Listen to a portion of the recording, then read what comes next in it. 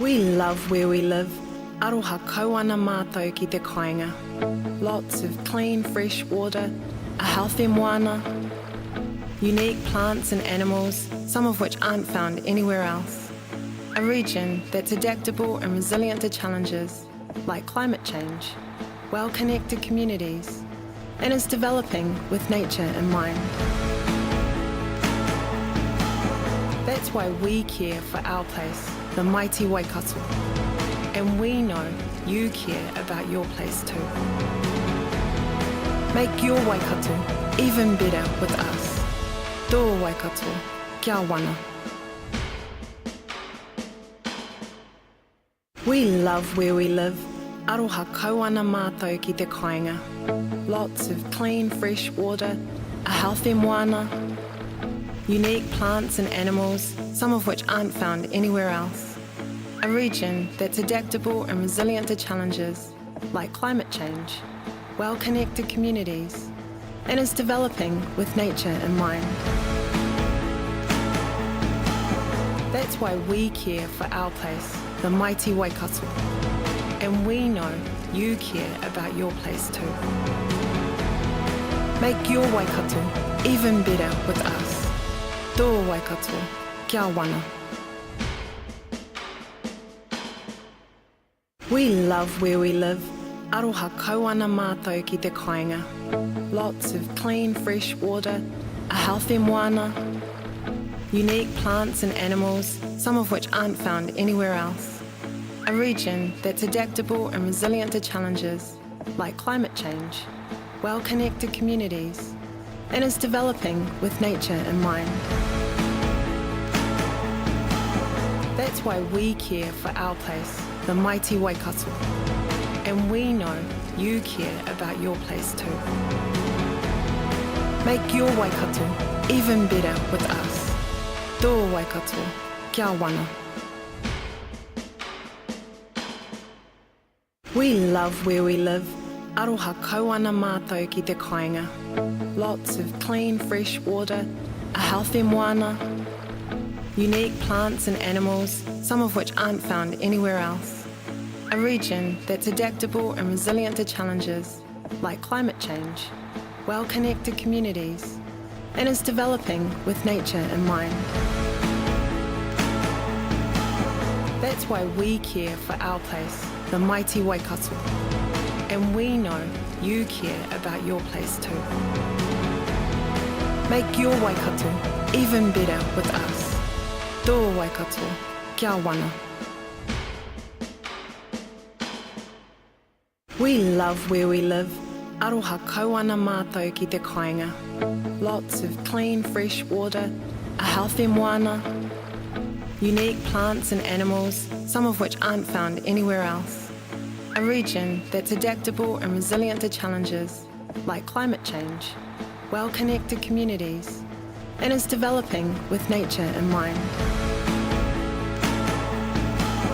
That's why we care for our place, the mighty Waikato. And we know you care about your place too. Make your Waikato even better with us. Tō Waikato, kia wana. We love where we live. Aroha kauana mātou ki te kāinga. Lots of clean, fresh water, a healthy moana, unique plants and animals, some of which aren't found anywhere else. A region that's adaptable and resilient to challenges like climate change, well-connected communities, and is developing with nature in mind. That's why we care for our place, the mighty Waikato. And we know you care about your place too. Make your Waikato even better with us. Tō Waikato, kia wana. We love where we live. Aroha kauana mātou ki te kāinga. Lots of clean, fresh water, a healthy moana, unique plants and animals, some of which aren't found anywhere else. A region that's adaptable and resilient to challenges like climate change, well-connected communities, and is developing with nature in mind. That's why we care for our place, the mighty Waikato. And we know you care about your place too. Make your Waikato even better with us. Tō Waikato, kia wana. We love where we live. Aroha kauana mātou ki te kāinga. Lots of clean, fresh water, a healthy moana, unique plants and animals, some of which aren't found anywhere else. A region that's adaptable and resilient to challenges like climate change, well-connected communities, and is developing with nature in mind.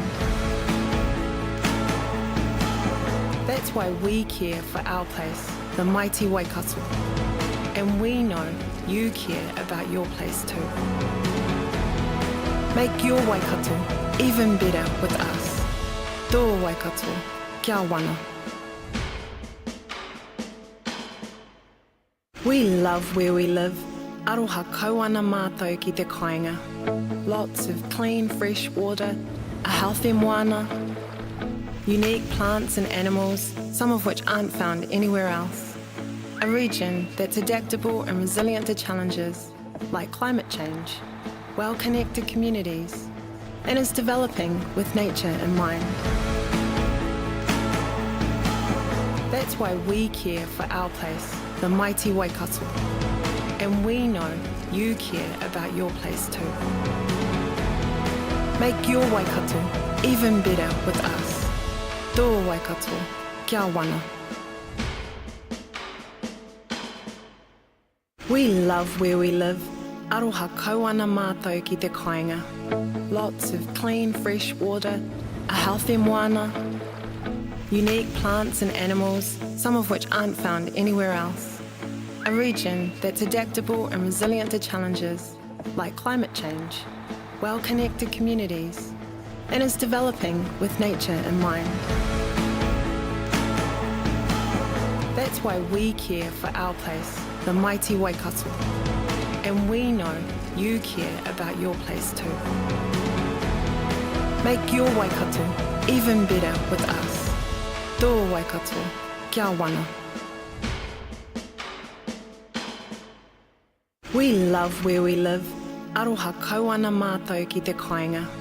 Lots of clean, fresh water, a healthy moana, unique plants and animals, some of which aren't found anywhere else. A region that's adaptable and resilient to challenges like climate change, well-connected communities, and is developing with nature in mind. That's why we care for our place, the mighty Waikato. And we know you care about your place too. Make your Waikato even better with us. Tō Waikato, kia wana. We love where we live. Aroha kauana mātou ki te kāinga. Lots of clean, fresh water, a healthy moana, unique plants and animals, some of which aren't found anywhere else. A region that's adaptable and resilient to challenges like climate change, well-connected communities, and is developing with nature in mind. That's why we care for our place, the mighty Waikato. And we know you care about your place too. Make your Waikato even better with us. Tō Waikato, kia wana. We love where we live. Aroha kauana mātou ki te kāinga. Lots of clean, fresh water, a healthy moana, unique plants and animals, some of which aren't found anywhere else. A region that's adaptable and resilient to challenges like climate change, well-connected communities, and is developing with nature in mind. That's why we care for our place, the mighty Waikato. And we know you care about your place too. Make your Waikato even better with us. Tō Waikato, kia wana. We love where we live. Aroha kauana mātou ki te kāinga. Lots of clean, fresh water, a healthy moana, unique plants and animals, some of which aren't found anywhere else. A region that's adaptable and resilient to challenges like climate change, well-connected communities, and is developing with nature in mind. That's why we care for our place, the mighty Waikato. And we know you care about your place too. Make your Waikato even better with us. Tō Waikato, kia wana. We love where we live. Aroha kauana mātou ki te kāinga. Lots of clean, fresh water, a healthy moana, unique plants and animals, some of which aren't found anywhere else. A region that's adaptable and resilient to challenges like climate change, well-connected communities, and is developing with nature in mind. That's why we care for our place, the mighty Waikato. And we know you care about your place too. Make your Waikato even better with us. Tō Waikato, kia wana.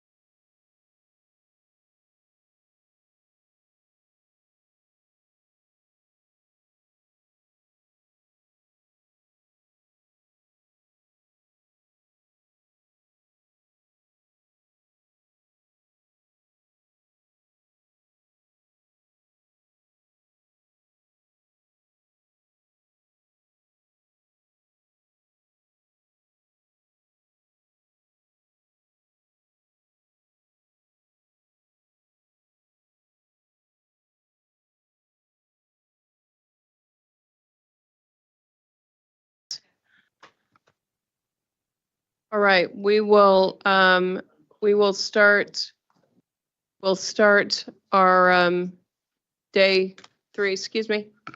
We'll start our day 3 of the our long-term plan hearings.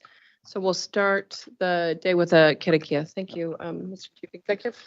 Te Maria, whakataka te hau ki te uru, hakataka te hau ki te tonga, kia mā kina ki uta, kia mā taratara ki tai, e hi aka anati arakura, he tio, he huka, he hei, hu, tihei, mauri ora. Thank you, Chris. All right, we need to do a motion to accept a further apology from Councillor Hodge for absence today. Do I have a mover for that? Councillor Smith, and a second, Councillor Nicol. All those in favor? Opposed? Carried. All right, councillors, we should be able to get through all of the remainder of our hearings. If I look at the schedule, we have an end point of just around 1 o'clock. But it is a fairly full schedule as we work our way through. I do notice that our first presenters who are scheduled for 9:40 are not yet in the chambers. And as I understand, they do intend to appear in person. So what we will do at this stage is we'll go ahead and adjourn the meeting again, and we will reconvene it as soon as they are in the room. So the meeting stands adjourned at 9:36.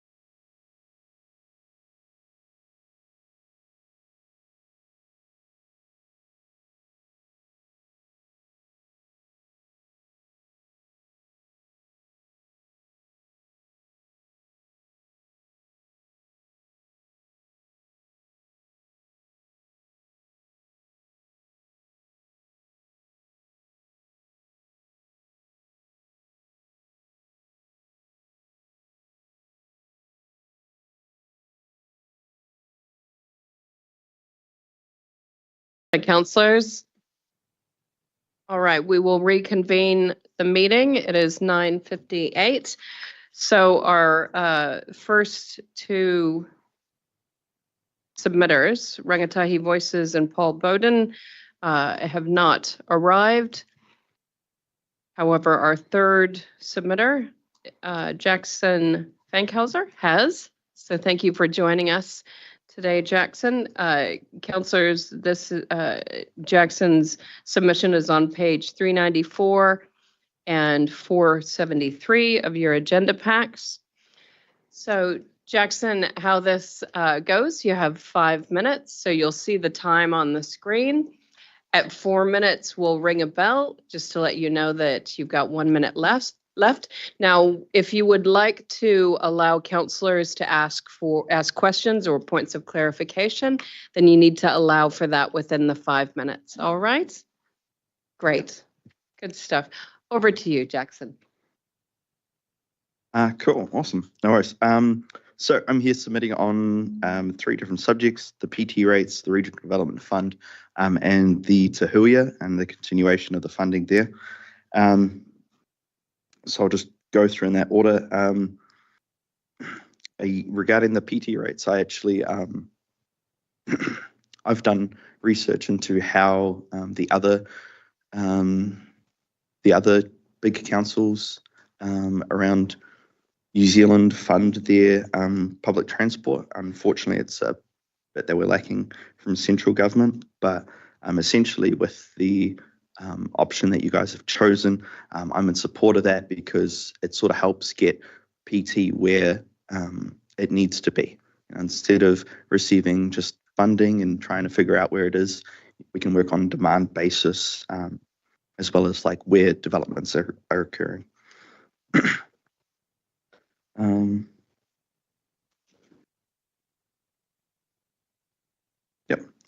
So the Regional Development Fund, I am in favour of it continuing purely because I think that it enables some of our districts to be able to tap into things that they can't get a hold of. Again, there's a lack of funding from the government to help sort that out. And so I think it's really cool that, the Regional Council has sort of stepped up and sort of taken on a role to be able to help, especially like Waikato District Council, which proportionally has the largest area but the smallest population per capita. And so it's good that there's something there to help them out to fulfill those needs that they need. And then the Tahuia. So this has been a big subject in the news recently. I've read a number of articles, and also the national government's sort of signalling not to continue funding for this. I personally think that the Tahuia needs to be continued past the 2026 end date, as the travel is mainly affected due to a single trunk line that has been underinvested in. We just don't have the current infrastructure, which is the government's job to help deliver. Your role here is to help deliver a service which is being used on the regular, and it's being used daily. And currently, the only thing that really holds it back is, number one, it's a trial run that was never meant to succeed, because both Auckland Transport and Waka Kotahi fought it and actually establishing it, even though there is evidence all around the world that connecting to your smaller cities that are very close by via rail is very economically beneficial, and especially considering that there is a big amount of the population from Hamilton that work in Auckland. And there's actually, I've sort of noticed in looking at the return trips in the morning that there is a shift happening where there's a lot of people that are living in Auckland that are working in Hamilton, or they're catching it for business purposes. And so there's a demand there. It's just going to continue to grow. One of the things that has really affected the use is COVID-19. It's like it started off and then COVID-19 hit, it was completely shut down. didn't operate for the better half of, I think it was a year and a half. Is that? Yeah. You know, and there's evidence in the articles that suggests that we are still returning to, like we're still trying to return to how we traveled before COVID. And so people aren't using the train, they're not using the bus as much as what they would, simply because of the communal space and the, I guess what's the word? You know, they're scared of getting sick still. And so, yeah, that is a real motivator in people choosing not to travel on the train. Are there any questions or? Councillor Clarkson. I just wanted to thank you for your presentation, because you've just exemplified the sort of process that should occur. You've done the background reading, you've done some real careful thinking, and you've provided some evidence for what you're trying to support. And actually, in the previous 2 days, there were some people who are way older than you that didn't. So congratulations. Thank you. Thank you for that. Any other questions? No? Awesome. No worries. Thank you for Thank you very much for the time you took putting in a submission on our LTP. Thank you for the time you've taken to come and speak to council today. Really appreciate your engagement with our process. You know, if we have willing engagement, then we make better decisions. So that's fantastic. Thank you so much for that. Cheers. Thank you. Kia ora. Yeah. Thank you, Jackson.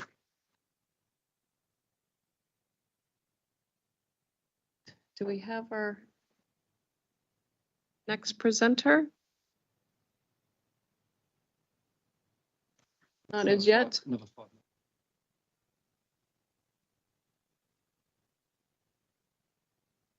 All right, councillors, we will adjourn the meeting. Again, we don't have our next presenters. I'll call the meeting back to order once somebody is here to present. So we'll adjourn the meeting 10:05.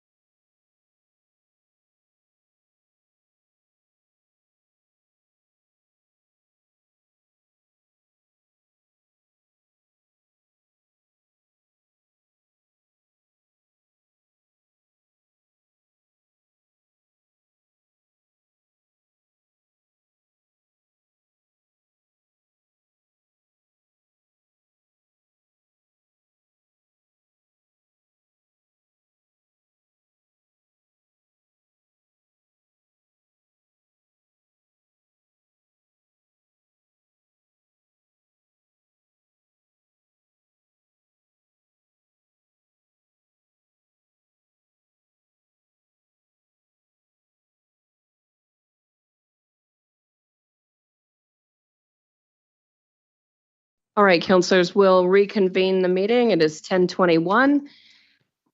Online, we have submitter Paul Bowden. All submissions are on page 241 and 381 of the agenda packs. Mr. Bowden, can you hear us? All right. Yes, I can. Can you hear me? Yes, thank you very much for that. So Paul, we've got 5 minutes for your presentation. Hopefully you can see the timer on the screen. Fantastic, thumbs up, nice.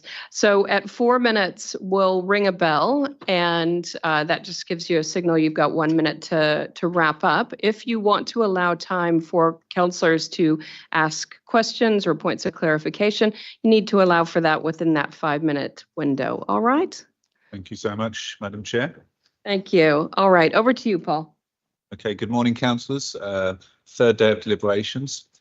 I'm sure you're fairly tired, so I shall try and make this fairly short.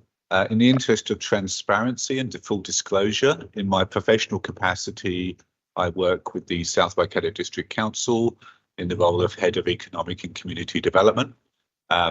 So I'm well acquainted with your proposals around Te Waka and the Regional Development Fund. However, I'm speaking to you today not in my professional capacity, but in my capacity as a ratepayer, albeit a somewhat informed one.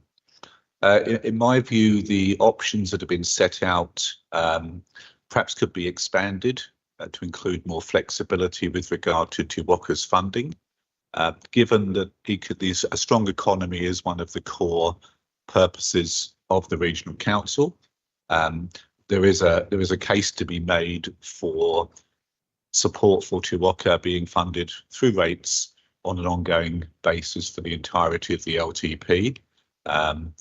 I personally feel that using the Regional Development Fund to cover the funding for Te Waka would time limit the amount of funding that's available, given the size of the fund and the proposed 750,000 a year funding for Te Waka. I think Regional Council is uniquely placed within the local government ecosystem in the Waikato to take that multi-generational long-term view. Your support for the Waikato Wellbeing Project and your historical support for economic development in the region stands you in good stead, but also puts an obligation upon one's shoulders to take that longer term view that well-being and ensuring that the entire region benefits from the prosperity that's created through the region is only a lens that Regional Council can view prosperity through.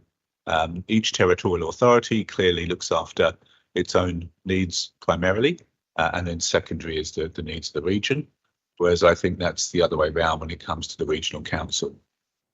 So in my humble opinion, giving Te Waka funding for the next 3 years through rates funding, and my proposal would be that you would transfer the Regional Development Fund across to Te Waka. The income they derive from that investment would provide additional funding. One of the constraints to Te Waka has been the actual level of resource available, given the size of the region compared to other regional economic development agencies. Should Te Waka cease operations, then the fund would return back to Regional Council and would provide a further foundation for further investments in regional economic development. They're my points, and I'm happy to take questions. Thank you. Any questions from councillors? Councillor Kneebone. Hey, thanks, Paul. Just would you you suggesting we should go cold turkey in a sense of straight into a rating mechanism or blend it in? Sorry, I couldn't quite hear the councillor. Just bring the microphone there. You go. Sorry, are you suggesting we should go a cold turkey, for want of a better word, and just rate for the full amount straight away, or blend it in, i.e. soften the rating impact as it transitions to a full rating? My suggestion would be, yes, you cold turkey is the appropriate term, to take it as a full rates cost for the next 10 years. I think if it is truly one of the core purposes of the organisation, and it's primarily going to be the vehicle that you can deliver against sustainable development goals, I think it's 8, 9 and 10. then it really should be rates funded. If it's an ancillary purpose, then you could make an argument that you fund it differently. But I think a strong economy is supported by your environmental and infrastructure investments. Likewise, investing rates funding into Te Waka would provide a foundation to a strong economy. So yes. And are you suggesting a general rate or one on commercial business type rate? I wouldn't presume to suggest how you would do that, but I think there is an obligation to take a rates funding approach, whether that's a general residential rate, a general rate or a targeted rate on specific parts of the economy. But that's a very sensible suggestion that maybe that be targeted to the business sector as a way of softening the burden on general ratepayers. Thank you. No other questions? Councillor Strange, would you like to thank our presenter? Yeah, good morning, Paul. Angela Strange here. Yeah, thank you for your submission and your presentation as well. And yeah, it's great to hear from someone within our region who has that professional knowledge and skills in economic development as well. So yeah, it's really great to hear your suggestions as well and that long-term view. Yeah, we do appreciate you trying again after your initial technical difficulties this morning. So yeah, thank you. Yeah, once again for your submission and viewing coming before us this morning as well. Appreciate it. Thank you, Angela. Greetings from Sydney and have a great day of deliberations. Thank you. Thank you. Kia ora. All right. Marcus? Okay. All right. We'll invite, so we're just going to skip ahead in the agenda, councillors, and we'll invite Leonard Gardner from Foster Construction Group. Leonard's submission is on page 379 of your agenda pack. Welcome, Leonard. So we've got 10 minutes for your submission. So you'll see the 10 minutes on the screen. At 9, we'll ring the bell. And as you would have hopefully heard me say before, if you would like to allow time for councillors to ask points of clarification or questions, you need to incorporate that within the 10 minutes. Great. Thanks very much. Tēnā koutou katoa. I'm called Leonard Gardner, Take Ingoa. Just all my disclosures of interest. I'm a director and chair of the Foster Construction Group and Foster Develop there. I'm on the Bridge Trust. And those are probably the most important things in this context here.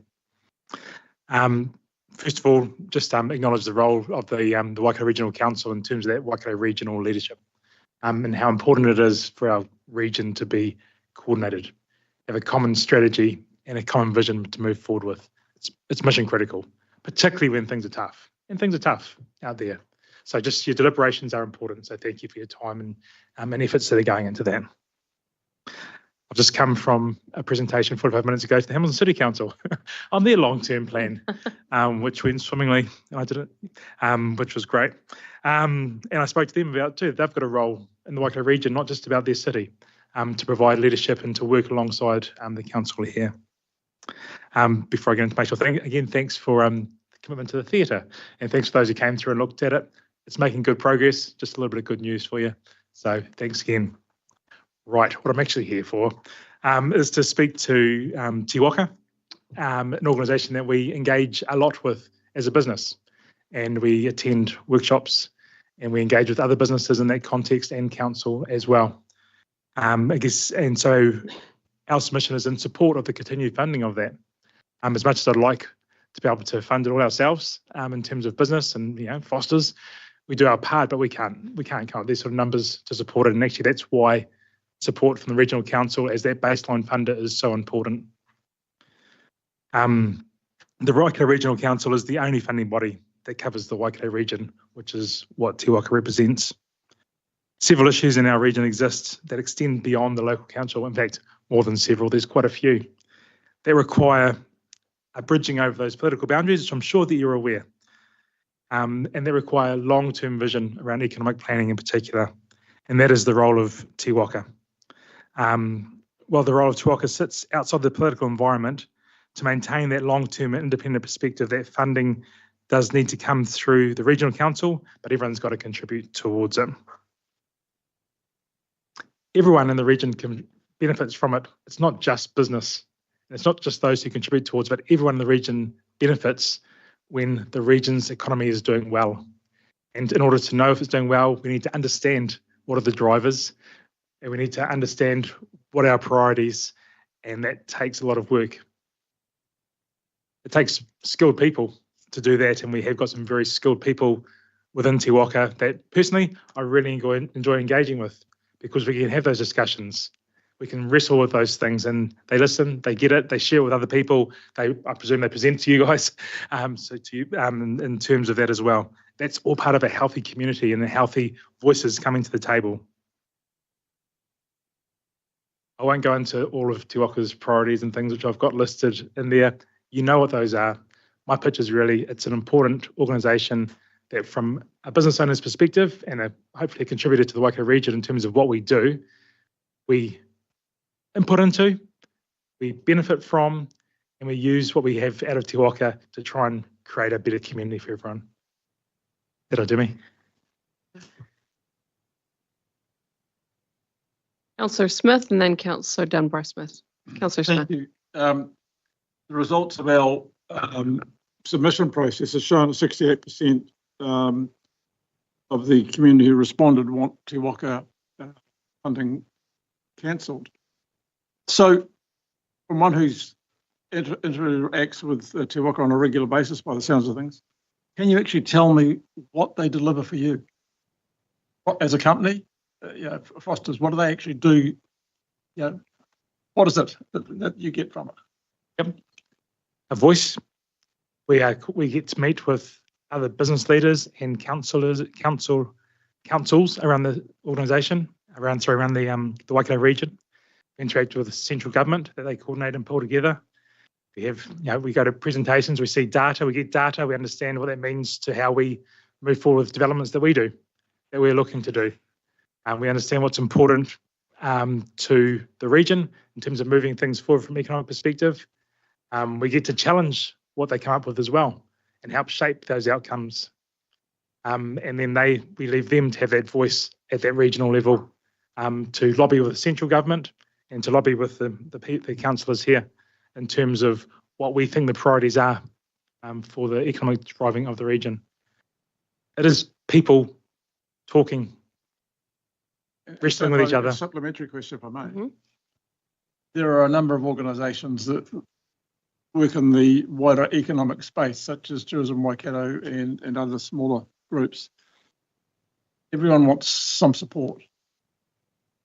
Would you see a way forward to alleviate that by amalgamations of some of those groups that would benefit your company? Tourism Waikato, in my mind, is a very separate strategy of what it's trying to achieve, and I'm not aware of the other ones. Okay. Te Waka is the one that I engage with. I'll hold off for others. Thank you. We've got Councillor Dunbar-Smith and then Councillor Kneebone. Yeah, mine's a specific question, given that your speciality is in construction and infrastructure. Government has signalled that they want one voice from a region, and that's one of the things Te Waka provides. What specific things do you think government might invest in this region in relation to infrastructure and construction? Like where will we get bang for the buck? Yep. I think government will support a common voice. Quite simply, I don't think they're going to tell you what to do. I think all we got to do is have, hey, everyone agrees that this is the most important thing, and we need the government to play this part, as opposed to a number of different voices. And is there any specific funding options or things in that you can see forthcoming in the next couple of years? Obviously, I've got the priorities listed down here. I think we've done reasonably well with the roading network, but there is the energy space. There is a massive issue in terms of skills still, even though there's a few more people available for jobs, and actually that all requires a coordinated voice from the region. Thank you. Councillor Kneebone. Hey, thanks, Leonard. And look, just take this opportunity to acknowledge the contribution that yourself and Foster's put into your community. Well, good stuff, it's really noted. Noel quoted the stats on our feedback, and we appear to have a problem with how many people really understand what Te Waka do. Any sort of thoughts on that? Because obviously we need it. We need the bit of community support to justify funding. And we've had a few discussions about whether it should be coming from rates or from the investment returns, and it's quite a challenging conversation to have when a lot of the community aren't really aware of Te Waka and what it offers. Yeah. I'll give the example. I think Te Waka is deep as opposed to wide. I'll give the example. Nuclear physics is really important. I don't understand it, but I know that it's required to actually understand how everything works. Don't know if it's a good example, but actually Te Waka's the economic understanding is deep, not wide. I understand a portion of it.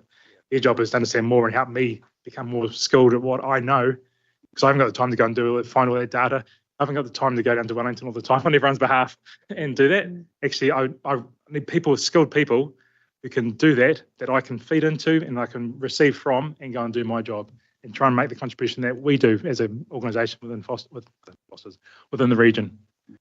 For me, that is the role of Te Waka, because I haven't got time to go and do all this stuff, but I want to be able to have my input. I've got thoughts. I want to shape this city to be the best that it can be. I want to shape this region to be the best that it can be. So for me, Te Waka, and again, I actively engage with them because I know about them. I realise not everyone understands what they do, but there's a deep here as opposed to a wide. I don't know if that makes sense to anyone, but cheers. Councillor Cookson, then Councillor Strange. Thank you. Thank you, Chair. What you've talked about today, I don't disagree with any of it, but it also brings up the issue that our urban TAs have said that it's very Hamilton centric, and you've brought it up today that and this is a part of the problem with Te Waka is it's Hamilton. It's coming across that it's very Hamilton centric, and the urban TAs aren't getting the benefit that they actually put in as their ratepayers contribute into it. So, have you got any ideas of how we get that better? Because it's all right Hamilton based, but there's a lot of urban TAs that are funding this out of rural rates that aren't getting any benefit from it. So, there's a question for you. How do you solve that? Yeah, it's a good question, and it's probably back to that deep versus wide. And the work that Foster's does, as this is my world, I guess, that I know about, it isn't just Hamilton. It is the wider region we build in all parts of it. But that's a part of the question. See what I mean? You'll come here of how great it is for Hamilton and the wider region, but you actually don't understand what's actually taking place out in the wider region, that they actually feel disconnected and they aren't feeling a part of it. That's what I'm bringing to you. See, that's the problem with the discussion. Yeah. Okay, Councillor Strange, and then we'll wrap up. Yeah, thank you, Chair. Thank you, Leonard, for coming in today and presenting to us, and for your submission as well. My question would be, what would be the impact to your business if we stopped funding Te Waka? Probably a little bit of a loss of hope, because from my perspective, they are trying to bridge the boundaries in the economic sense with a bit of depth and focus. And if that was lost, it's already hard work out there, and we do get frustrated trying to work across the boundaries. Not that's a point at anyone council in particular. It's just everyone's so different. Actually, we need people who say, actually, this is what we need to do as a collective to move forward. So from my perspective, it just becomes harder to do business across the Waikato region. Thank you for that. Thank you so much for coming in today. We appreciate your expertise in this area and your submission as well. So thank you very much. Thanks, Angela. Thank you, Thanks, Leonard. All right, we're going to skip ahead again. We're all over the show on our schedule, because we've got Glenn McLennan.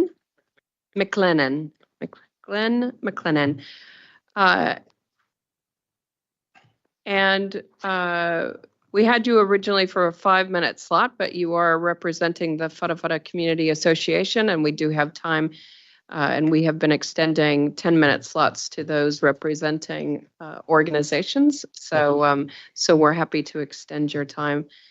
So just so you know, you would have heard, we've got our 10-minute clock on the wall. We'll ring the bell at 9. If you want to allow some councillor engagement, incorporate that within that time. Absolutely.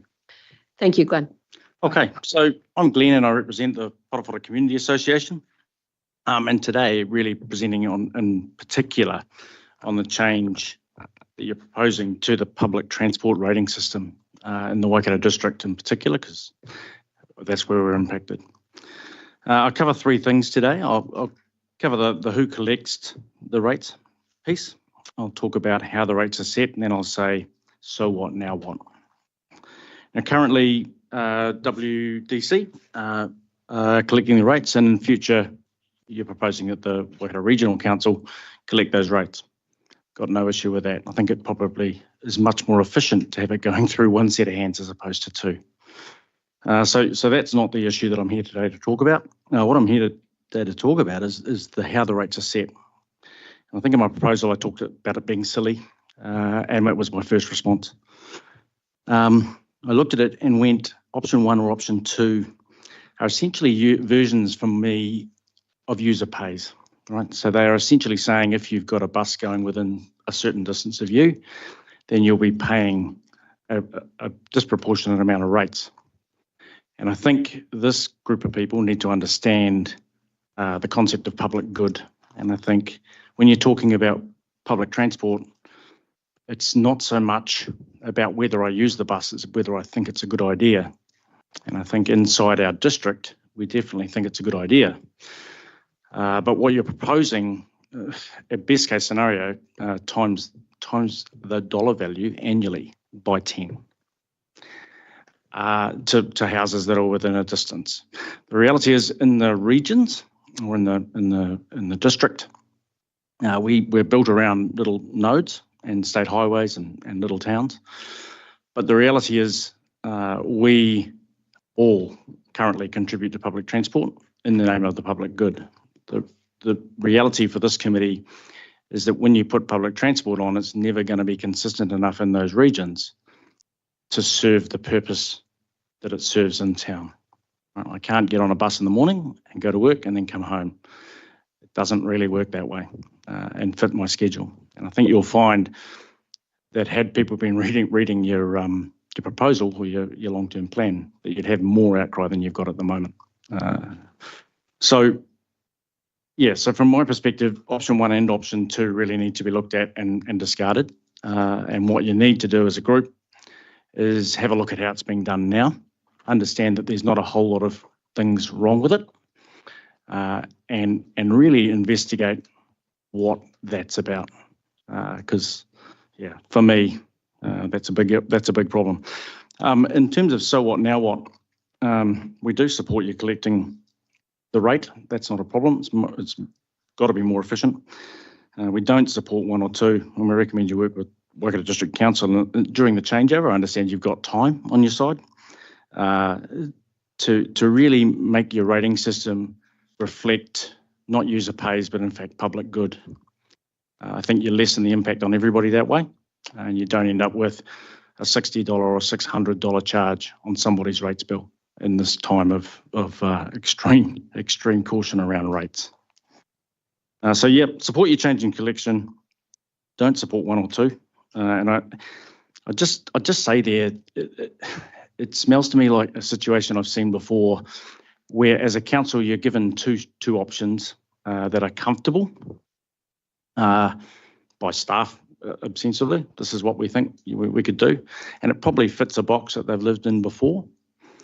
But the reality is, would be distinctly unpopular and would be harsh on people who aren't necessarily using a service, but in fact support it because it's in the public good. So collect your, and you really have to look at that WDC system in terms of spreading the cost of that. That's what I think from here. I'm happy to answer any questions. Councillor Strange. Yeah, thank you for your submission, and good to see you again. I think you came in for regional land transport. Having a couple of weeks of it, to be fair, you're all doing it at the same time.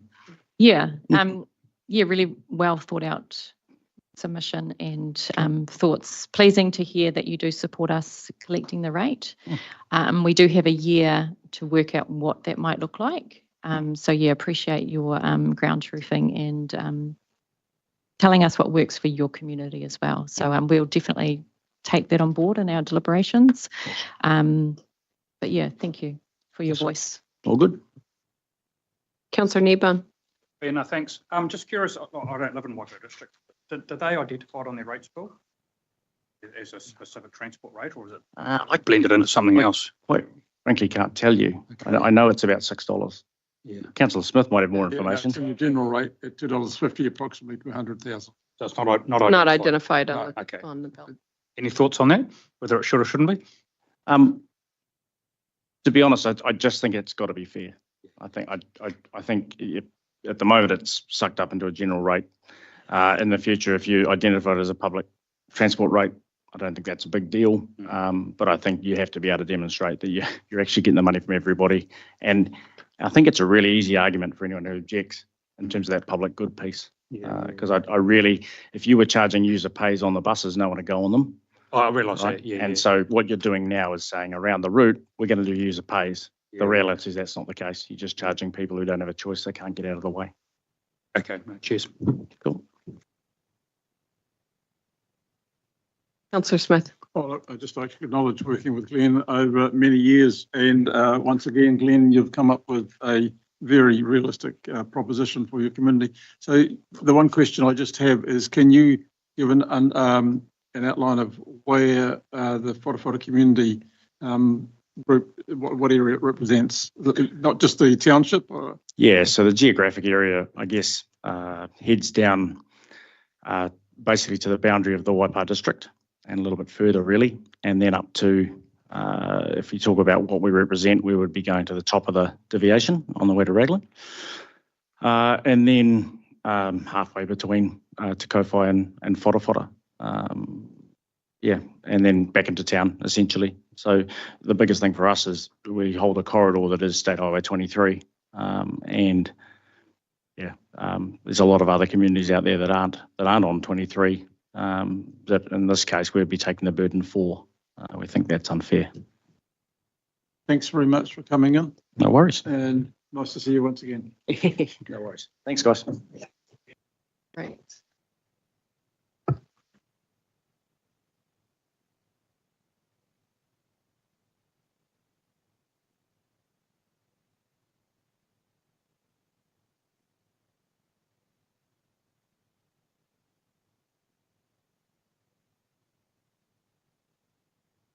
Stu, just on that question, I got that figure of $2.50 per 100,000 from the finance manager at Waikato District. All right. Okay, thank you. Thank you, councillors. We've got Community Waikato. We'll ask you, I know it's early, but, and you've just walked in the room, but we've got a space now. We might as well utilize it, get the most out of things. It's all about efficiency these days. So we have Holly and Sarah. And this is, I believe a hard copy of the submission has been distributed to councillors. Kia ora. All right, so we've got 10 minutes for Community Waikato. So we've got a clock on the screen at 9 minutes. You'll hear a bell. If you want to allow time to engage with councillors, you need to incorporate that within the 10 minutes. Absolutely, thank you. Thank you. Tēnā koutou katoa. It's great to be here. I'm Holly Snape from Community Waikato. Sarah with me here today. For those of you who don't know about the work that we do, we're a capability and capacity strengthening organisation, and we work with charities across the region. So largely with community organisations, community groups, social services and Māori entities. We work in a one-to-one, face-to-face capacity a lot of the time around things like governance, financial literacy, strategic planning, annual planning, those kinds of things. So that's really around how do we enable small entities, community organisations, Māori groups to thrive in the work that they do so that they have greater wellbeing outcomes for the people they serve. The other capacity in which we work is engaging with decision makers and influencers like yourself around what sort of things make an impact to communities at a strategic level. And it's in that capacity that we're here to talk to you today. And I've brought Sarah along because Sarah is the person in our team who does the face-to-face mahi, particularly in the area of community transport and public transport. And that's what I wanted to talk about today. You'll see there's a number of different things that we address in the submission, but community transport's one we're particularly passionate about. So I'd like to pass over to Sarah to give you a little bit of a background about what we've done and potentially the future. Yeah, thanks everyone. Nice to see you all. So, gosh, it's many years ago now that the issues around community transport came to our attention. In terms of defining community transport, those of us who were at the start of this sort of mission said that it was a ride when you haven't got any other option.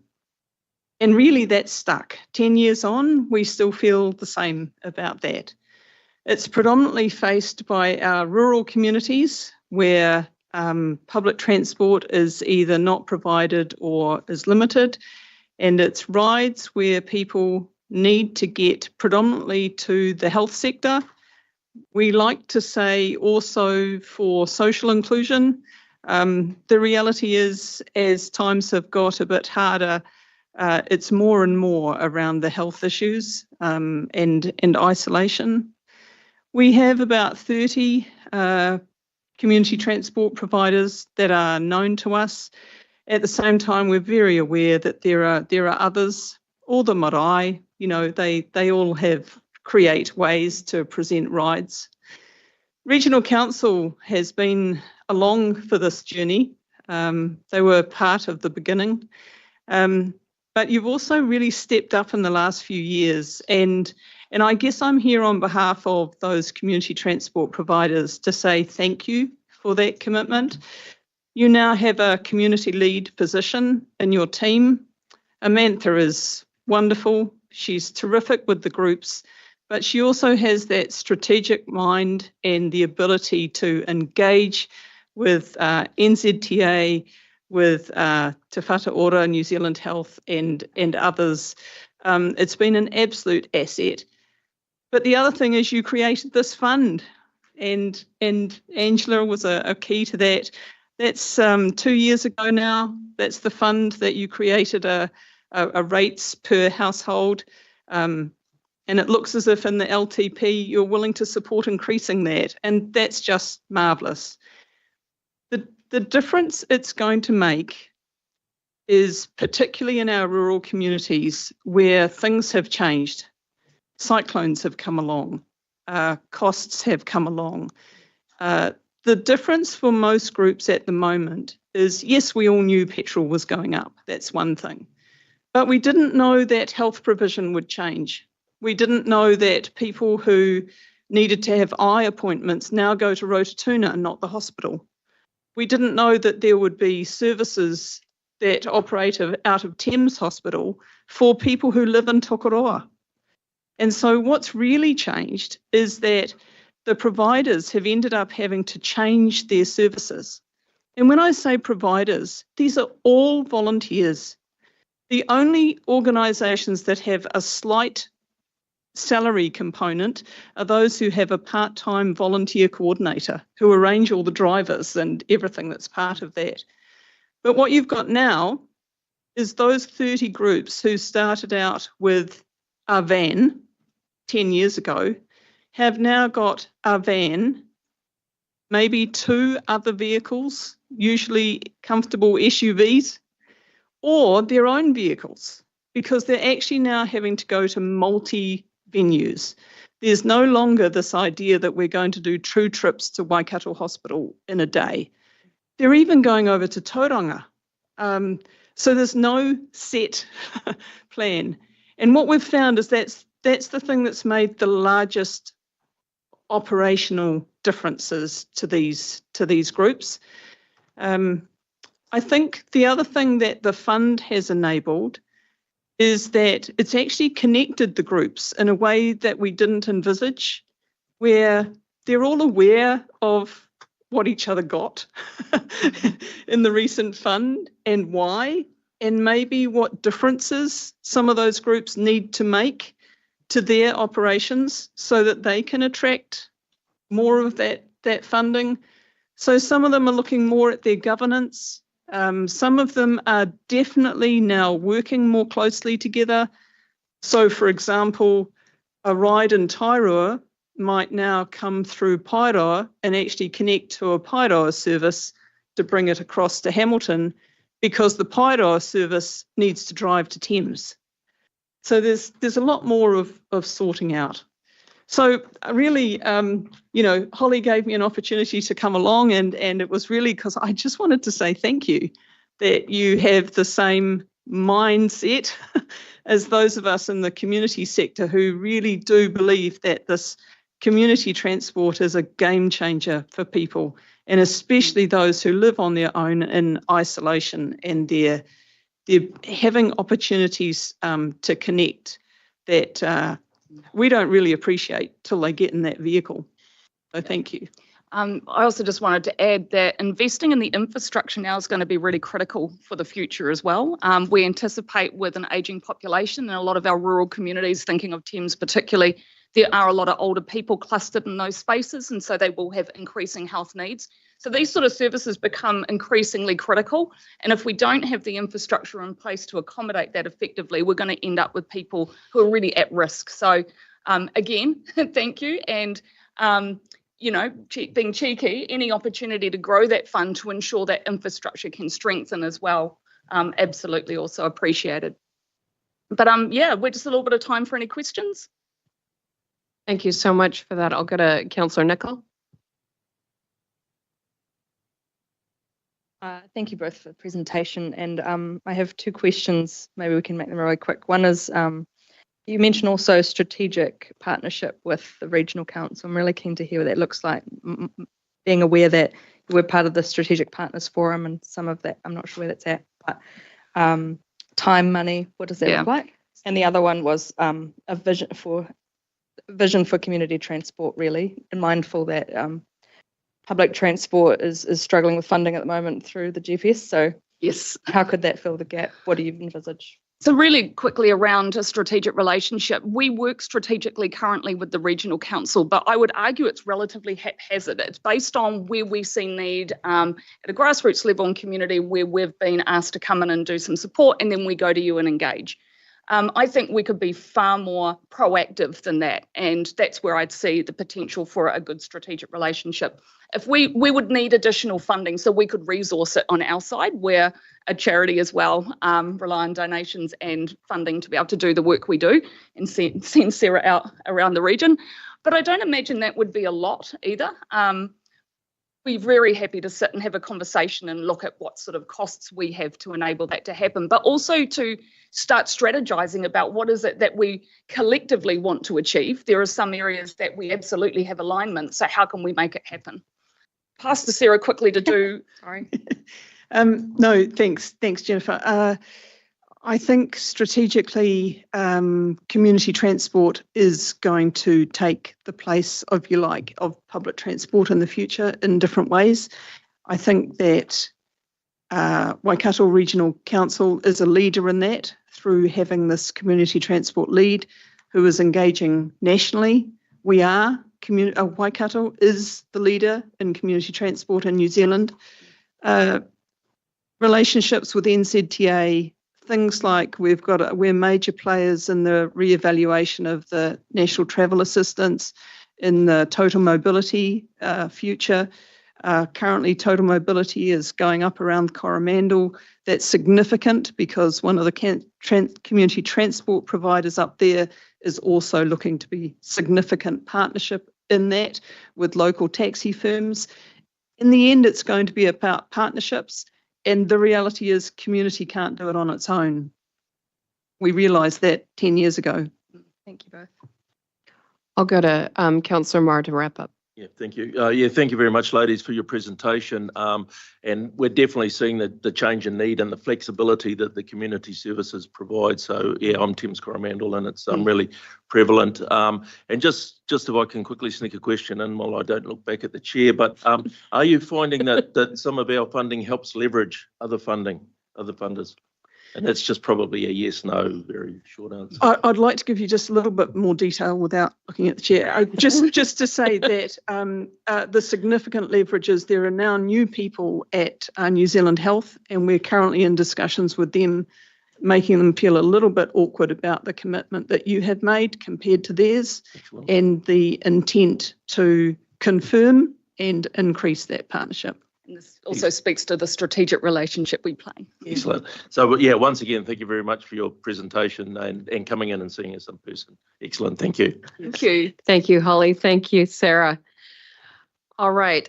So, councillors, what we're going to do is just adjourn for a short, we'll aim for 8 minutes so that we can get Hamilton Christian School all set up for their submission process once we reconvene. So meeting adjourned, it's 11:02.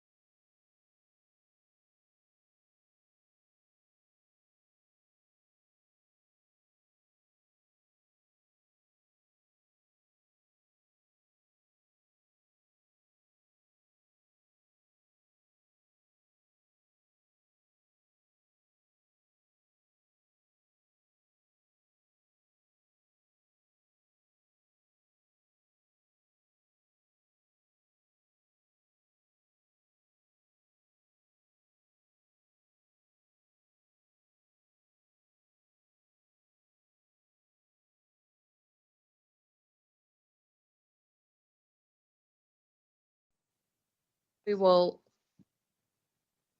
reconvene the meeting. Sorry. No worries. All right, it's 11 past 11.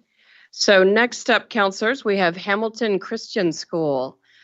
Thank you very much for all the time and effort you all put into putting together your submission. So as I understand it, we've got 4 groups, just giving the counselors a bit of the lay of the land here. We've got 4 groups. In turn, they will cover biodiversity, transport, Waikato Screen, and Te Waka.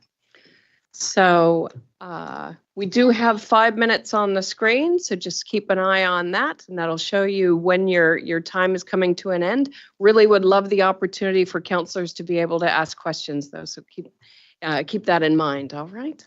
Okay, over to you. Kia ora. My name is Lisa Brown. Thank you for the opportunity to be here today.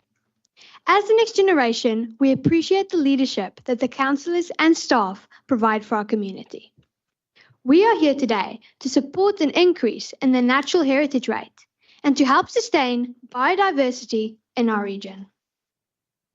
The Waikato is one of the regions with the greatest Indigenous biodiversity loss in New Zealand.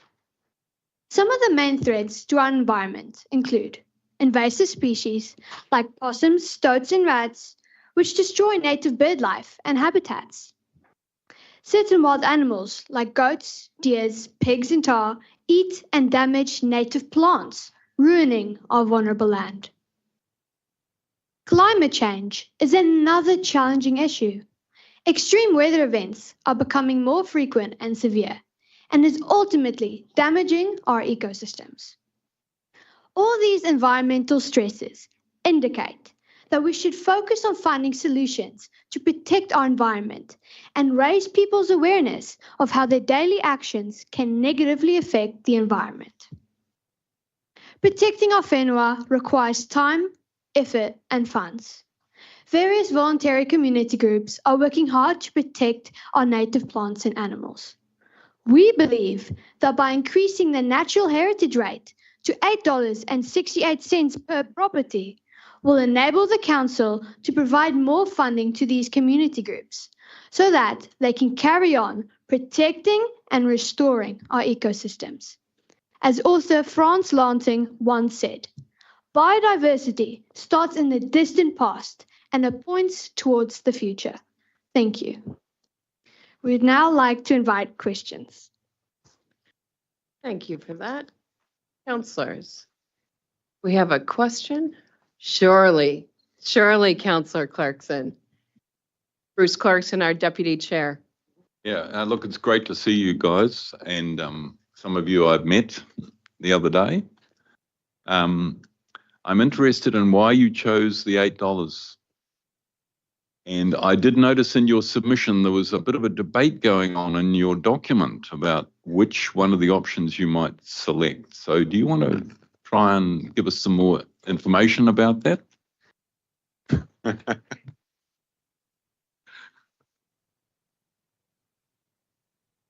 Well, your website states that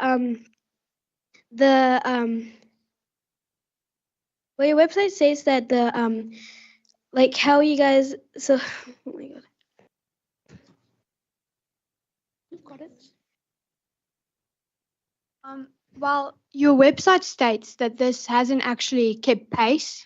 So we believe that by increasing it, it will not only like help our environment, but ultimately it will just make it better. Yeah. Okay. I would also like to add on, a little goes a long way for our environment. So that's like, if we invest now, it won't become a problem in the future, if you know what I mean. So it's kind of like a weed. If you don't take it out now, then it's going to grow bigger and bigger. So yeah. Yeah. Thank you for that. You've done well. You've given us some justification for why you made your choice, and that's a really good thing to do when you present a submission like this. I really appreciate that you've come in and spent all that time doing the preparation. Thank you very much. Councillor Nicol. Oh, sorry, wait a minute. What's my order here? Sorry? Oh, I've got Councillor Nicol, then Councillor Cookson. Councillor Nicol. Thanks for that. all of you. I was just wondering if you know of any community groups that are working nearby your school or where you live that might apply for this funding or that you've been involved with. Just anything like that. I don't exactly, sorry, I'm quite tall. I don't exactly know the specific names of these groups, but I can't pronounce the Maori name, but the council is, I'm pretty sure, is working with this or have worked with these people. Sorry, I can't pronounce the name. Yeah. And they were working to plant more trees and things. Yes. I can't remember exactly where, but yeah, I do know that the council is involved in a lot of. Yeah. No, I encourage you to get involved if you can. It's really fun to do and meet lots of new people. Councillor Cookson. Thank you, Madam Chair. Just the way you answered that question before was really practical, and everybody in the room could totally understand when you said that if you let a weed grow, it's going to get bigger. So well done. That was a very good answer. Thank you for that. Cheers. Councillor Kneebone, did you want to? Oh, look, I don't know exactly where your school is, but I was just curious if you had any little projects going on at your school as well in terms of biodiversity and pest control. Next term, there is this program that's going where we're gonna go on trips and plant trees everywhere. Oh, cool. Yeah. Awesome. Yeah, I know that, but I don't know the geographical layout. Yeah. Very good. Well done. Well presented. Thank you very much. All right. I think we now have our next group from the school, and they will be talking about transport.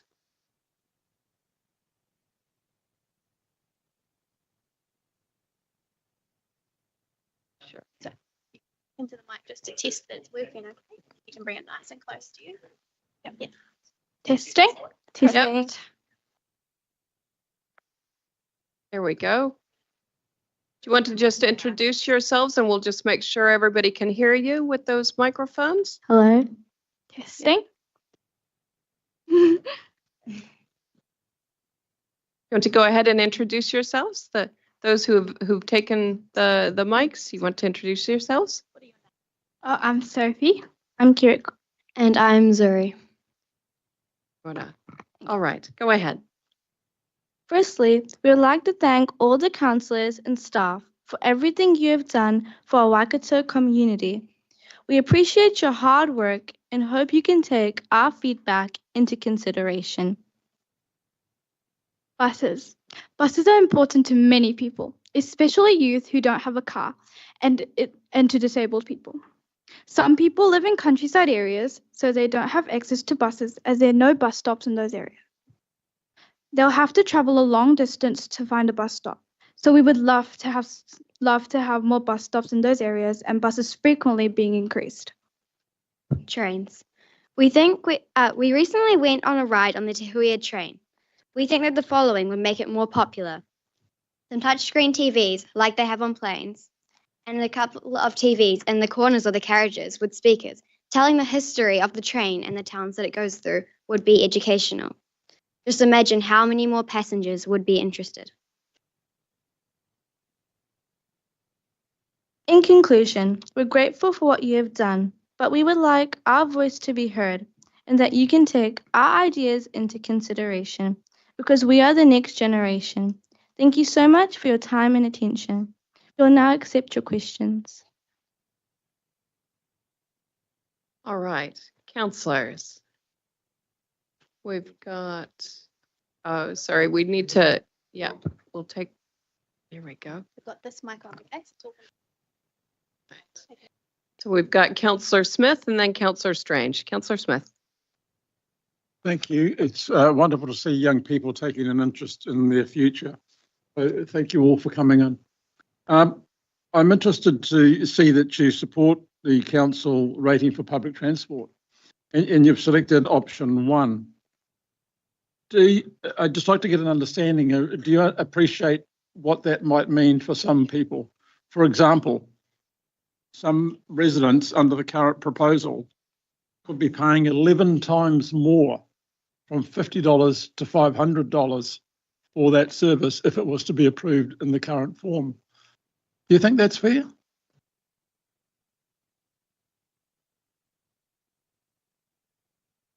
Personally, don't think it's fair because some people don't technically use transport, and so it's unfair for the other people to pay.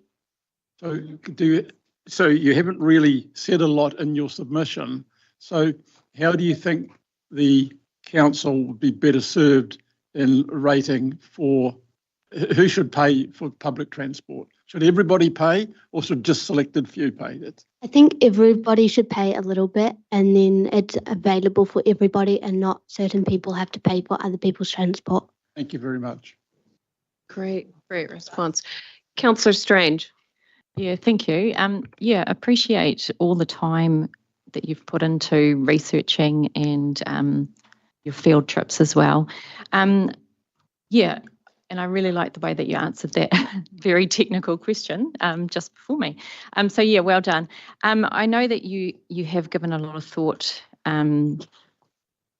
into not just thinking about yourselves through your submission, but future you as well. So yeah, thank you for that. My question would be, given that you are in Hamilton and some of you come from outside of Hamilton as well to attend school, and just following along with the regional rating for public transport, how would we make it fairer in how we charge? So you've sort of answered that already. Sorry, I'm thinking on my feet.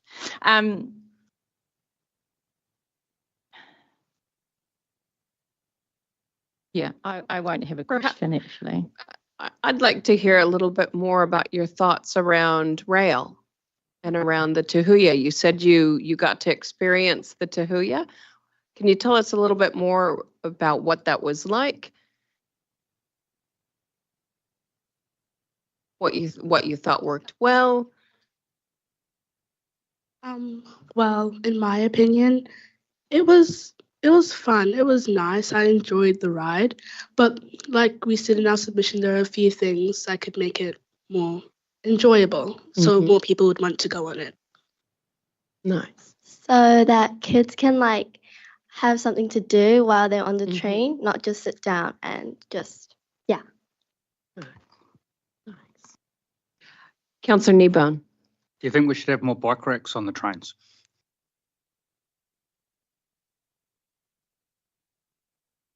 I think we should have more bike racks for them because some people have like bike to trains and they need more space for them. Great. Well done. Oh, sorry, I've got Councillor Cookson. So the interaction stuff you'd like to have in your you'd be more like air travel where it's in the headrest in front of you? Is that what you'd be after, or? Thank you. Yeah, something like that, similar. Great. Thank you very much. Well done. Very much appreciated. All right, we've got our next group who will be speaking to us about Waikato screens.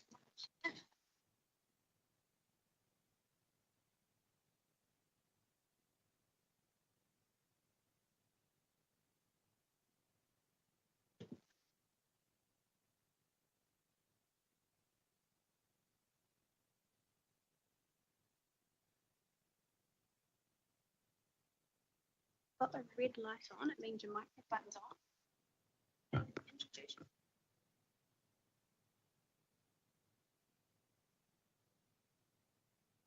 Hello, my name is Roland. My name is Faith. My name is Malika.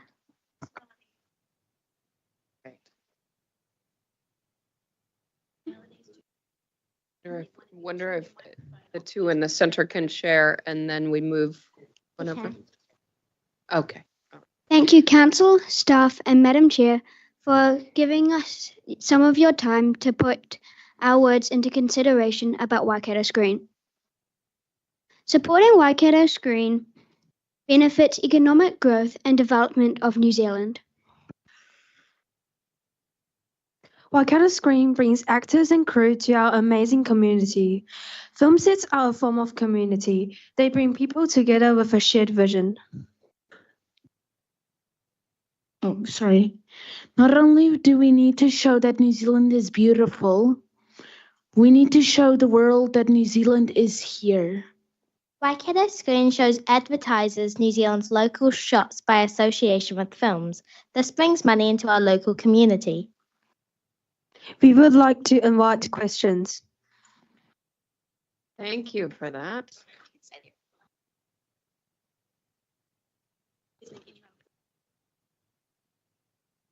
Fantastic. Councillor Marr. Yeah, thank you guys for your input. You sure you don't just support it because Jason Momoa came to town? No. But just picking up on your point, young man, do you believe that having that facility in the Waikato region, it actually does show our region to the rest of the world?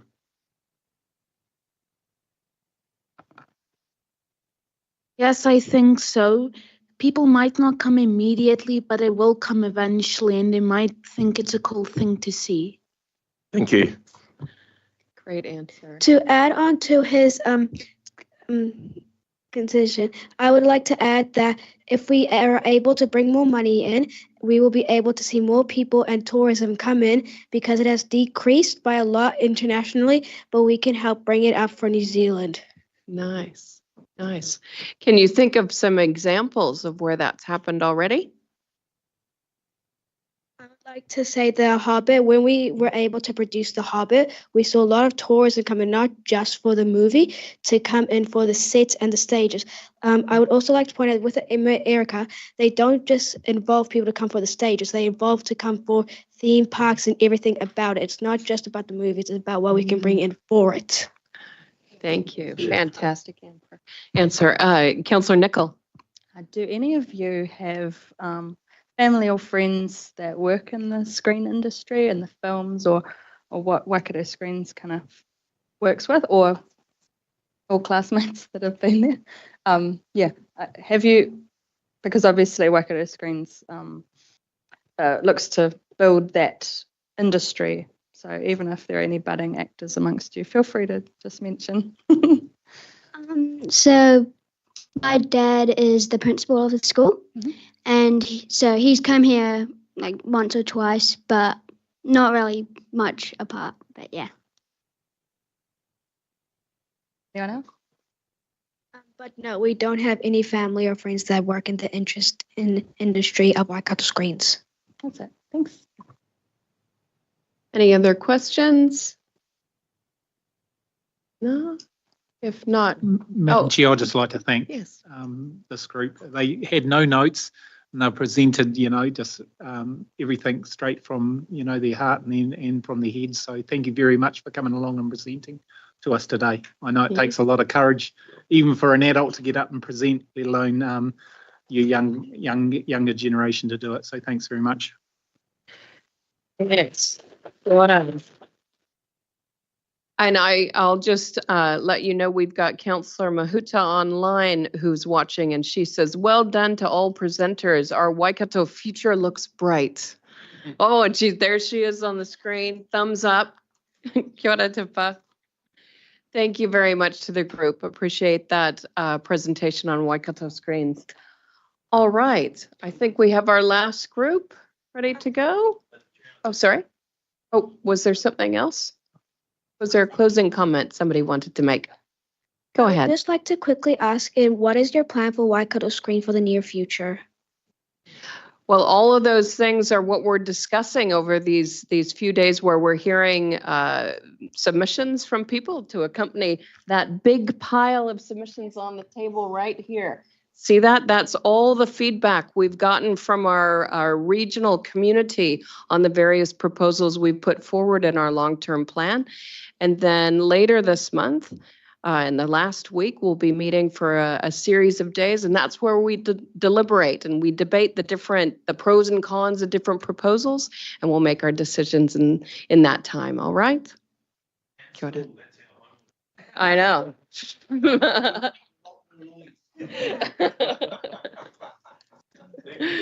Thank you.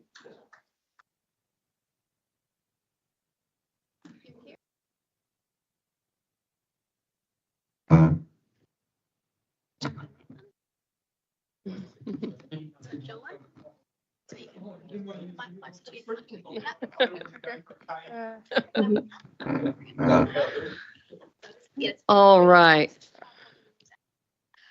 Kia ora, my name is Kieran. Hello, my name is Kian Sondika. And before we start, we would like to thank you for your work here at the Waikato Regional Council. And we would simply just like to help you and give you some tips to continue to help the Waikato economy via Te Waka.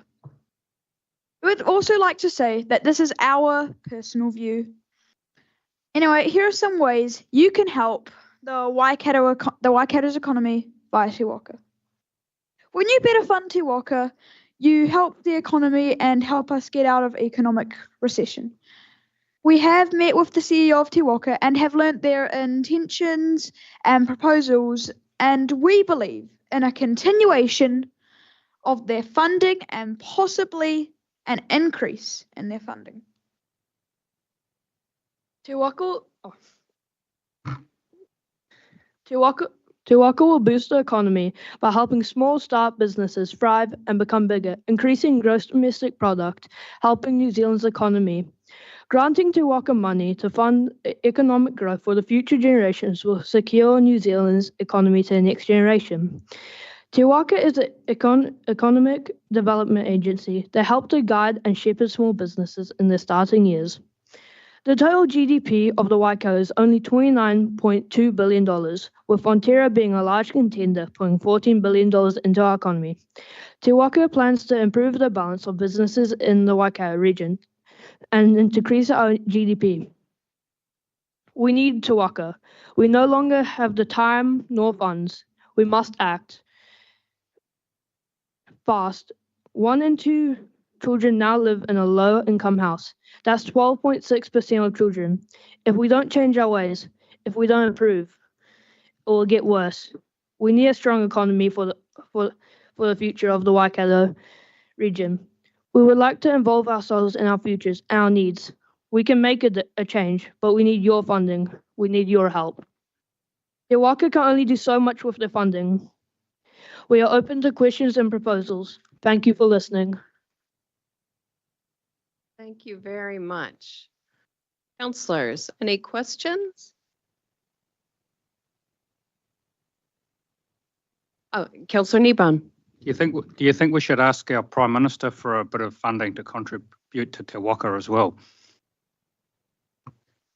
I do actually think that it could be good to get the government's money, the central New Zealand government's money into funding in Te Waka. I do think that.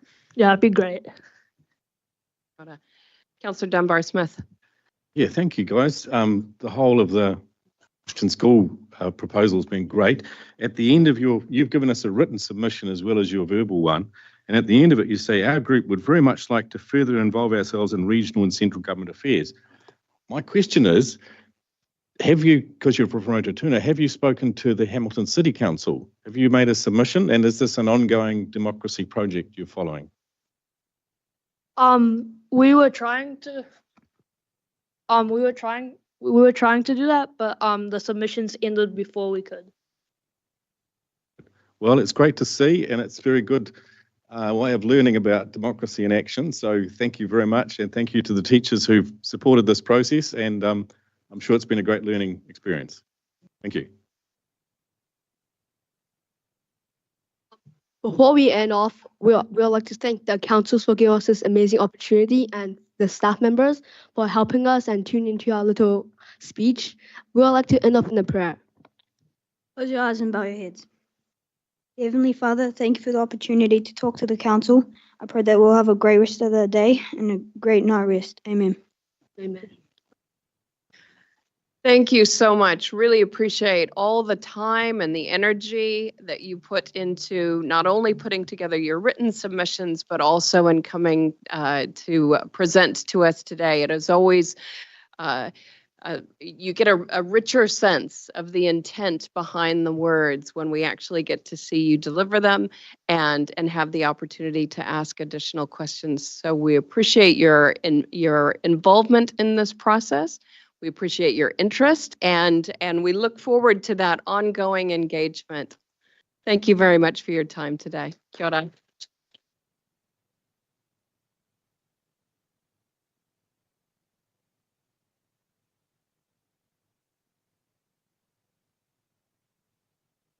Well done, Leah.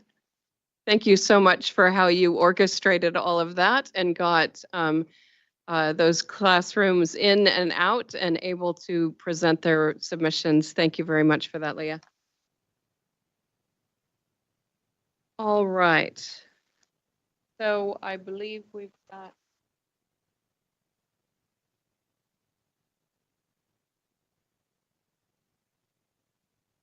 All right. So we'll move to our next submission, and that is Waikato Pacific Business. Am I ahead of time? Sorry, are you ready to come forward? All good? That's fantastic. All right, councillors, this is on page 396 of your agendas. We've allowed for 10 minutes for your submission. You'll see the clock on the screen. At 9 minutes, we'll ring a bell. And if you would like to ensure there's time for councillors to ask questions or points of clarification, I just ask that you allow for that within that 10 minutes. All right, over to you. Thank you very much for giving us the opportunity. I'll just get you to bring that microphone just a little bit closer. There we go. That way people online can hear as well. All right. Hi, my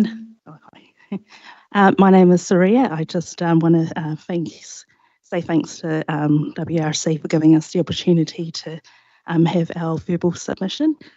So I come here with our chairperson, Rachel Afiaki, to support Te Waka. And yeah, just I'll give this opportunity for Rachel to speak. Thank you very much. Thank you. Rachel. Warm Pacific greetings. Malolele and kia rana and morena. It's wonderful to be here with Saria, and we're here on behalf of our board and also the members of the Waikato Pacific Business Network.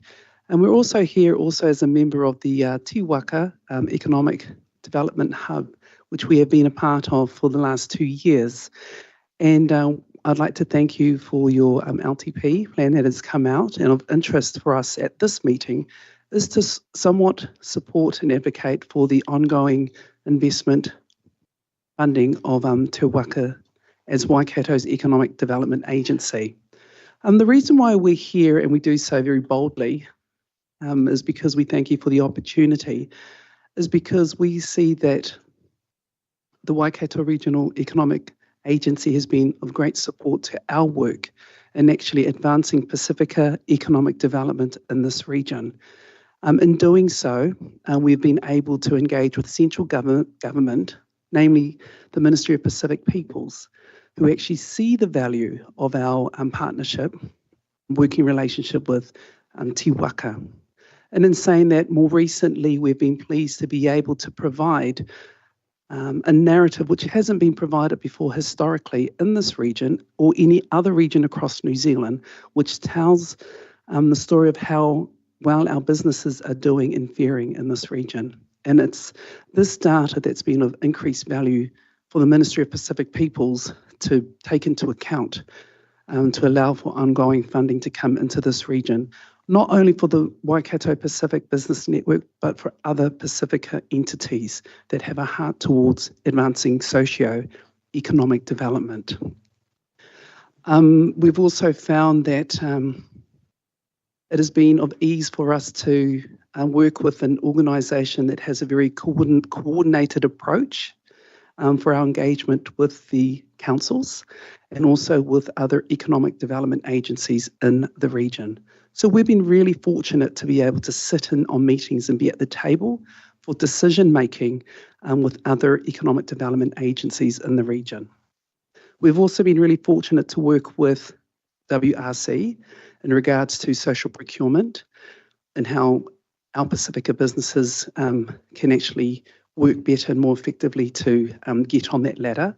We've worked with Hamilton City Council as part of the Manu Moana group, which is working with our Pacific public sector leads who are working currently in this region. And we're also working out in South Waikato with Tokoroa, but also we've worked with Waikato District Council, again, with its procurement space, and also looking at how we can advance economic development for our Pacifica communities in North and South Waikato. We've only been here for 2 years plus. We feel that we've actually had capability uplift as a result of our working relationship with Te Waka. I think that's probably all I have to say, but I guess once again is that we thank you for your LTP that has come out. It's of great interest to the Waikato Pacific Business Network. We've actually allowed for many of our Pacifica businesses to also review it and have a voice in it at their own choice, that is. But we also look forward to working with WC going forward. Thank you. Thank you very much for that. Councillor Marr. Yeah, thank you very much. Thank you very much, ladies, for coming in and presenting in person. Do you find, is Te Waka for you, is it more support in the networking side of things, or is there funding avenues? Just interested to see how your community's found that type of work. Is it in funding? Is it in networking? You know, the priorities basically that you're getting out of your association with. I'm going to say it's primarily to do with market intelligence, and I think in the ability for Te Waka to work with the Waikato Pacific Business Network to accommodate our objectives and what we're wanting to do, and also allowing our organisation to work with Te Waka to contribute to their outcomes also. It's not primarily to do with funding, but we've actually really appreciated the ability to partner, the ability to work towards developing an MOU with Te Waka so that we can actually work together to ensure that we have mutual goals and benefits for both organisations, but more so for Waikato as a whole.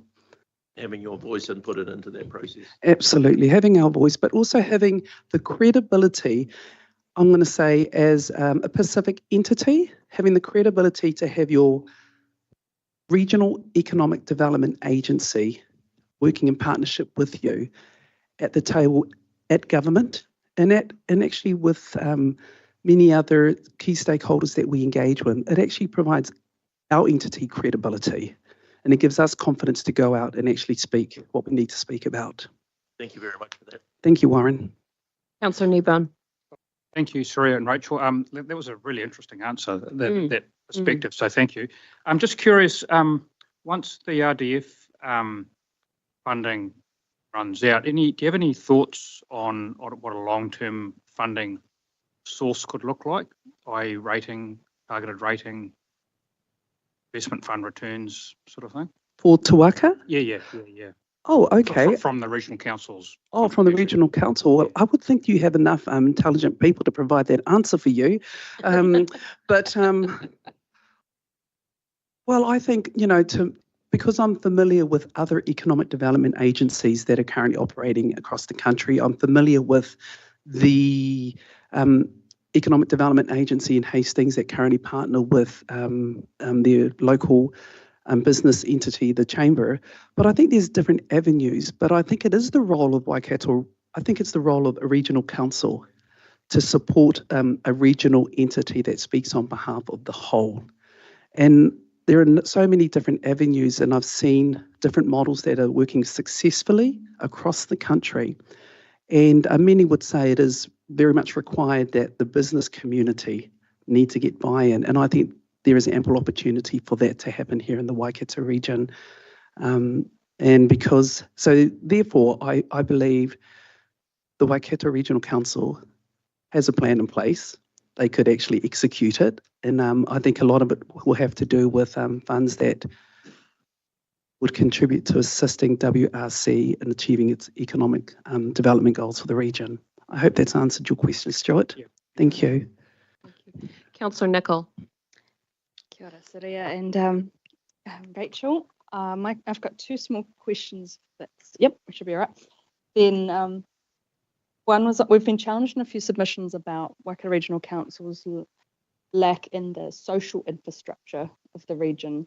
And I'm very mindful of organisations going around to lots of territorial authorities asking for a little bit of money versus the idea of the regional council funding such as Te Waka. I was wondering if you had a view on Waikato Regional Council funding other regional entities and the appropriateness of that compared to what's currently in place. And the second question was how you find your work with the economic development sections of the territorial authority. If I can go to the second question, our work with the regional, various regional territorial agencies have been very positive. And I'm going to say that because it's Te Waka that's actually allowed us to come together, to sit around the table and have a conversation, but also work towards a cohesive, collaborative approach to how we deliver economic development in the region. And in answering your first question, in regards to ongoing funding like or operational funding for regional entities, there's a lot out there, like the Community Waikato was here earlier, there's Creative Waikato we heard yesterday, so forth. Just wondering if you had any views on the funding of regional council for those types of things to contribute versus them having to go to each territorial authority. It's more of a hypothetical, I realise. Yeah. I'm a believer that funding that is actually tagged to a specific regional activity, they should be able to deliver upon that. I'm going to actually say that there's probably not enough funding that's actually being tagged for regional economic development for a Waikato Regional Economic Development Agency. You've seen a lot bigger EDAs around the country, haven't you? I believe there are a lot more EDAs that are being funded appropriately to deliver what they need to deliver upon, especially in this current economic environment that we are currently working through. And I go back to the point of infrastructure is a huge, will be a huge project here, infrastructure in the Waikato, so yes. Thank you for those. All right, I'll go to Councillor Dunbar-Smith, and if you can wrap up, that would be great. Yeah, so I'm going to wrap up, but I had a quick question about the social procurement stuff that we're dealing with you. Did you just want to elaborate that for literally 10 seconds, because we're not allowed to speak too much longer than that, but it seemed an important follow-on from that current question. Yeah, really quickly, I'm going to actually say it for what it is. Our experience, and we worked really well with WRC about a year and a half ago, doing a first time ever meeting with our Pacifica businesses, with Te Waka, and also your leads on procurement. To this day, we are still waiting to hear back about what are the next steps. Our response has been from WRC is we are still working on it. We patiently await that outcome, but we will continue to engage with your team. It's very important for our businesses to be able to engage in the procurement processes with our local councils. It's very useful to hear, and thank you very much for attending. The Pacific community is obviously important here, both here and in South Waikato, so thank you for coming and presenting. Thank you, Ben. Thank you all. Thank you, Rachel. Thank you, Surya. Much appreciated. All right. Look at us, bang on time all of a sudden. Fantastic. Okay, we have our next presenter is Te Kopa King. Te Kopa King. Kia ora. All right, councillors, this is page 401 of your agenda. So I've got 5 minutes for you. You'll see the clock on the screen. At 4, you'll hear the bell, and allow time for engagement with councillors if you would like to. within that 5 minutes. Over to you. Kia ora everyone. My name is Tikupa Kang. I'm from Hamilton, from Waikato, from a lot of places. So whakapapa to even to the South Island. So and a lot of waka as well. So my submission, I agreed to kind of like I made a wrong mistake. Well, not a mistake, but I actually looked at Te Waka as something different, not as an economic development growth tool for businesses and cultural businesses to grow. And although the funding is running out, I do believe that there are some reducers that should be. I agree with that part. That reducers need to be made, and that it might be a good idea to maybe look at and review some of those economic development businesses, how they're going, and review whether or not it's best to continue funding them if their development is, reached to a level or stage where they're doing okay. If that makes sense. Kia ora. So in your submission, you selected option 2, which is council does not continue to fund Te Waka. Yeah. Are you? Is that that's your position, or? Well, yes and no. Okay, so what I'm saying is, like what I just finished saying, that there might be still some places in Te Waka that need funding. They have the potential to make something really good. So then they wouldn't need the funding anymore. Do you know what I mean? So that's what I mean. Kia ora. So I was just looking at it actually just recently, like just now thinking, what the hell did I agree to? No, thank you for coming and speaking to the submission and giving us a little bit more insight into what was behind your thoughts on that. So thank you for that. I've got Councillor Smith. Yeah, and just to add to that, look, it takes courage for a person to come in and say, I might have got this wrong a little bit. So I take my hat off to you to actually fronting up rather than just not coming and clarifying it. So really well done on your part. It takes courage to do something like what you've just done. So, and look, we really appreciate you coming in and telling us your piece. So. I did add a little something else in there, Please. sorry. Yes, go ahead. About the mana whakahonua arohi agreements. Yeah. I really think that's something that you guys need to work on with our iwi and Waikato and the marae as well. Like if you're doing developments and around Arohi, that you speak to the marae and their hapu that are from specific places in Waikato that aren't there anymore, but they're traditionally from there, that are in marae located around. That's one thing I really want you guys to. Thank you for that. Any other questions? No? Appreciate you taking the time. Thank you for putting in a submission, and thank you for coming along today and helping us to understand a bit more fully some of the issues you wanted to raise with Waikato Regional Council. So I mentioned something else about I think it was funding restoration projects, ne?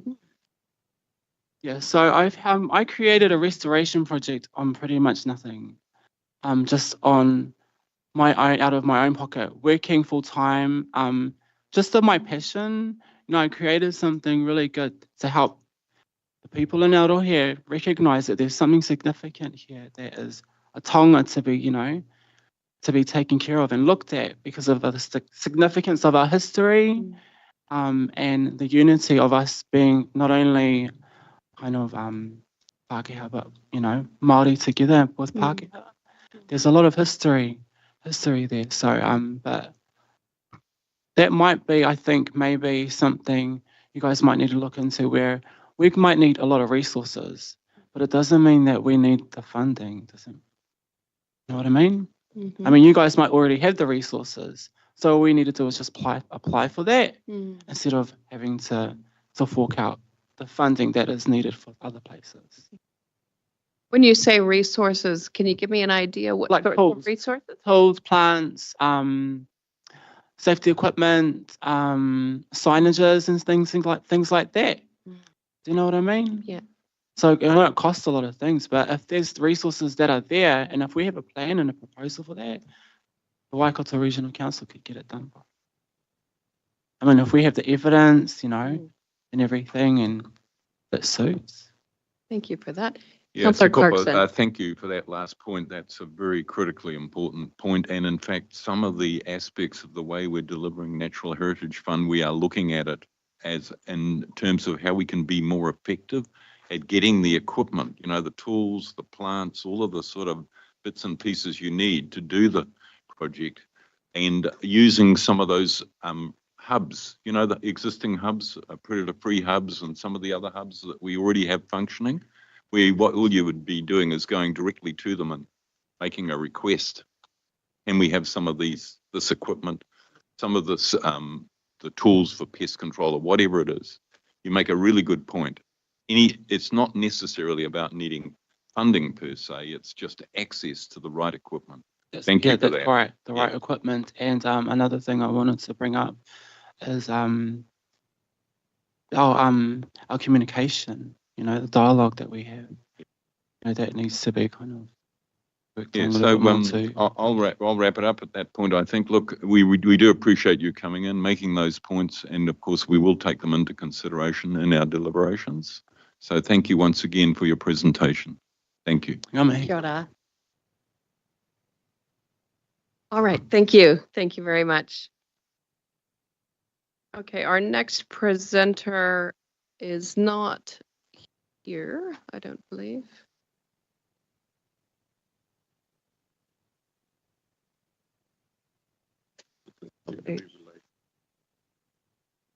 All right. Okay. So we might go Waikato screens. Got Fiona. So we've got Tawaka scheduled before. So kia ora, Tracy. We've just got a couple of presenters before Waikato screens. So if Tawaka is ready early. All right, so we have, welcome Fiona, welcome Rosie. Thank you for joining us today, and thank you for the submission that you've put in on behalf of Tawaka. We've allowed 10 minutes for your presentation. You'll see the clock on the screen, the bell at 9 minutes. Feel free to allow time within that 10 minutes to engage with councillors. Kia ora koutou. As you know, my name is Fiona Carrick and I'm the Chief Executive of Tawaka, the Waikato's Regional Economic Development Agency. Thank you for the opportunity to speak today, and with me is Rosie Sprague, our General Manager of Economic Development. Now, firstly, we'd like to address the proposal to discontinue the Regional Development Fund. Tawaka firmly believes in option 2 for the Council to continue to operate the Regional Development Fund. The fund was created to enable investment in regionally significant projects with economic outcomes achieved in a way that also enhances environmental sustainability. So that is something that is important for the region, and disestablishing this fund and reallocating those funds will restrict our region's ability to take up future opportunities in this space. We know, and we all do in this room, it's clear from the current funding discussions at a national and local level that no government, central or local, can do it all for us. And our ability to co-invest through funds such as the RDF and private investment will prove pivotal in the future. The second point we'd like to address is, quite obviously, the proposed continuation of funding for Te Waka. We support the proposed allocation of $750,000 per annum to Te Waka, and we emphasise the importance of sustained support for economic development beyond this timeframe. Economic development requires consistent investment and commitment to make a tangible difference. We see this at a national level and at a global level. By investing in economic development now, we are securing a brighter future for the generations to come that you've not long heard from. This long-term perspective is crucial in shaping thriving communities and modern infrastructure that provides the optionality for the future. The LTP that we are looking at right here and now has a 10-year lens. Economic development is a long-term play too. The value creation that economic development teams are a part of is setting up the areas that in 5, 10, 15 and 50 years will provide jobs for our children, rangatahi and grandchildren. And from that, the fabric of thriving, connected communities and modern public services and infrastructure will be crafted. Taking a short-term approach to funding regional economic development compromises the function's effectiveness. While we appreciate the proposed funding available, particularly given the wider constraints and demands on local government budgets, it is important to note that Te Waka is the lowest funded economic development agency in New Zealand, with the smallest number of employees, supporting the 4th largest regional economy in the nation. During the last long-term planning cycle of the councils, Te Waka presented a plan to the region's 11 mayors to modestly scale up its activities to meet growing expectations. That proposal was rejected, so Te Waka has operated on a limited basis for the last 3 years. Despite this, Te Waka has met the accountability criteria set by the councils at a regional level. For example, the strategy is regional, the economic priorities are regional, the delivery is regional. Some examples are the Regional Strategic Partnership Fund, 17.4 million invested in the region across the year at specific regional level projects. So, for example, in Reparoa, in South Waikato, in Thames Coromandel, our work is regional. We provide bespoke regional intelligence, as you've heard from some of our stakeholders today, and that provides informed decision-making for not just for investment of funding, but investment of development. The Freight Action Plan was the Bay of Plenty Waikato Freight Action Plan. Our workforce development work in Hauraki and Waitomo, again, delivery at that sub-regional level. Whilst our office may be physically located in Kirikiriroa, our impact, our strategy and our delivery is regional. We believe it's critical to ensure that there is a strong licence to operate via a collective mandate and regionally focused economic development. That mandate needs to come from business, iwi and the local government. All 3 stakeholder groups have a critical role to play in addressing our region's needs, and a shared mandate is important. You've heard more from other submitters with regard to the importance of a coherent, single, united position and a strong regional voice. We know, and as do we all, central government expects a coherent, united regional voice. This expectation is going nowhere. Te Waka has actively championed a regional partnership approach, underpinned by a belief that there is power in collaboration and that achieving operating synergies is essential in a funding-constrained environment. Te Waka has led serious conversations across many regional organisations with regard to the opportunity to bring together organisations. The point now is to understand how that change can actually happen. In conclusion, the Waikato region has immense opportunity and very real needs. We have a government looking to support economic development by requiring a strong regionalised approach. It's never been more important to develop a clear collective view on what regional economic development could deliver. It is critical that we all set the right foundations for investment into our region from industry and enterprises with the will and means to shape the region we want for ourselves and for generations after ours. Thanks. I will leave it there. Thank you very much. Councillor Smith. Thank you. I value what the community asks of councillors. So you may or may not know that from the response of our questionnaire submission process, 68% of the respondents have said to cease funding for Te Waka. So can I ask you to ponder this question, and if you can, if you're prepared to answer it, how can you give me an answer that I can go to the ratepayers that I represent within my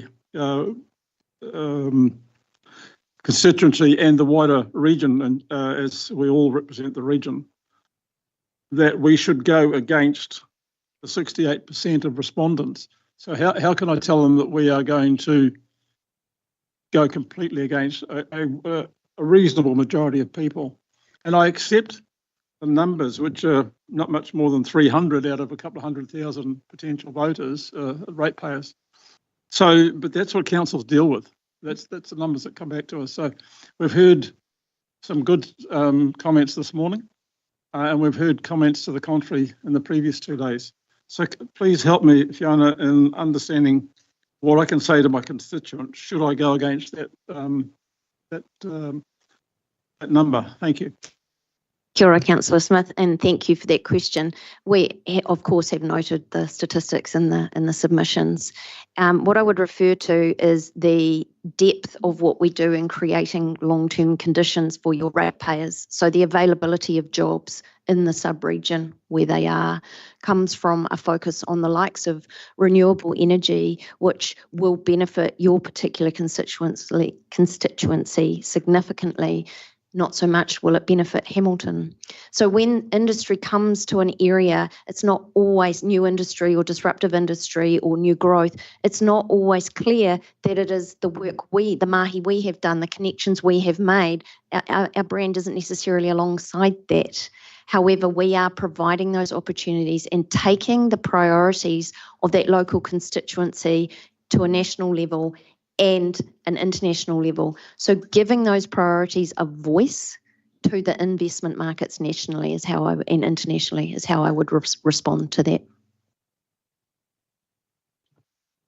Any other questions? Sorry, Councillor Graf. You were first. Yep. Hi. What type of businesses qualify to engage with Te Waka? For example, do you approach business?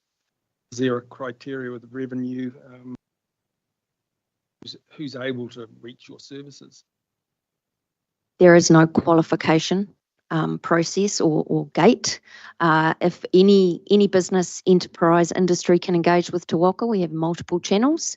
If we are not the appropriate facility, depending on what they are asking, we have the connections to direct them to the likes of Soda Inc., who run the Regional Business Partnership Program. If it's a tourism question, if it's a private sector question, we can connect them in. But we're not a user pays service per se, where there's a gateway for engagement. Councillor Strange. Thank you. Yeah, thank you, Fiona, and for your presentation and the work that you have done for our region over the past since you've joined Te Waka.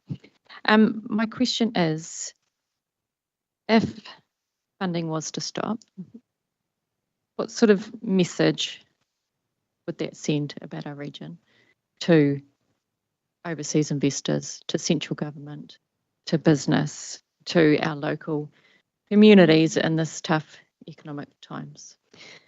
The key criteria for investment is certainty and visibility of a pipeline. The region would be sending a message of uncertainty and a degree of disunity. It would also be sending a message, well, it would not be providing the view of a pipeline. If there's a form of investment or a need, we hold the regional intelligence to be able to direct to that. It is what would be being lost. Please don't underestimate how much our voice is also around economic enablers, such as affordable housing, infrastructure, education. So you would be losing those two things. And just one further question, if I may. Sorry, my brain is muddled today. Having sat on Future Proof since I've been on council, and appreciating that economic lens that you've recently put over the Future Proof spatial planning, noting that we're keen to do a wider regional spatial plan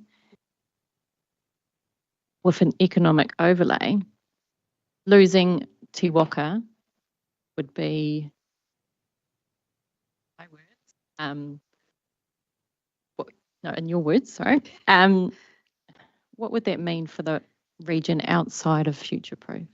If we were to consider the models that are out there around urban growth partnerships or regional spatial strategies or plans, they are often led and involve the Economic Development Agency. They normally lead it. So I actually don't know what would happen, but there would be a significant challenge in terms of the economic zone lens, because a lot of those strategies require engagement with your neighbours as well. All right, I've got Councillor Cookson and Councillor Clarkson. Can we be very quick? Councillor Cookson. Thank you. I think you've already heard my question already once today, but I think the TAs that I represent are not against you, but they want better representation and understanding what you're doing for them. If we fund it in the future, that definitely has to come out of the benefit they're receiving. Otherwise, you know, and that, I've actually heard that from 5 TAs now. What was it? King Country yesterday as well said that, so that's 5. So I'm not saying there's got to be better understanding of what you're doing for them, the representation. Otherwise, it's going to be a hard sell. So that's what I'm just going to say. Thank you.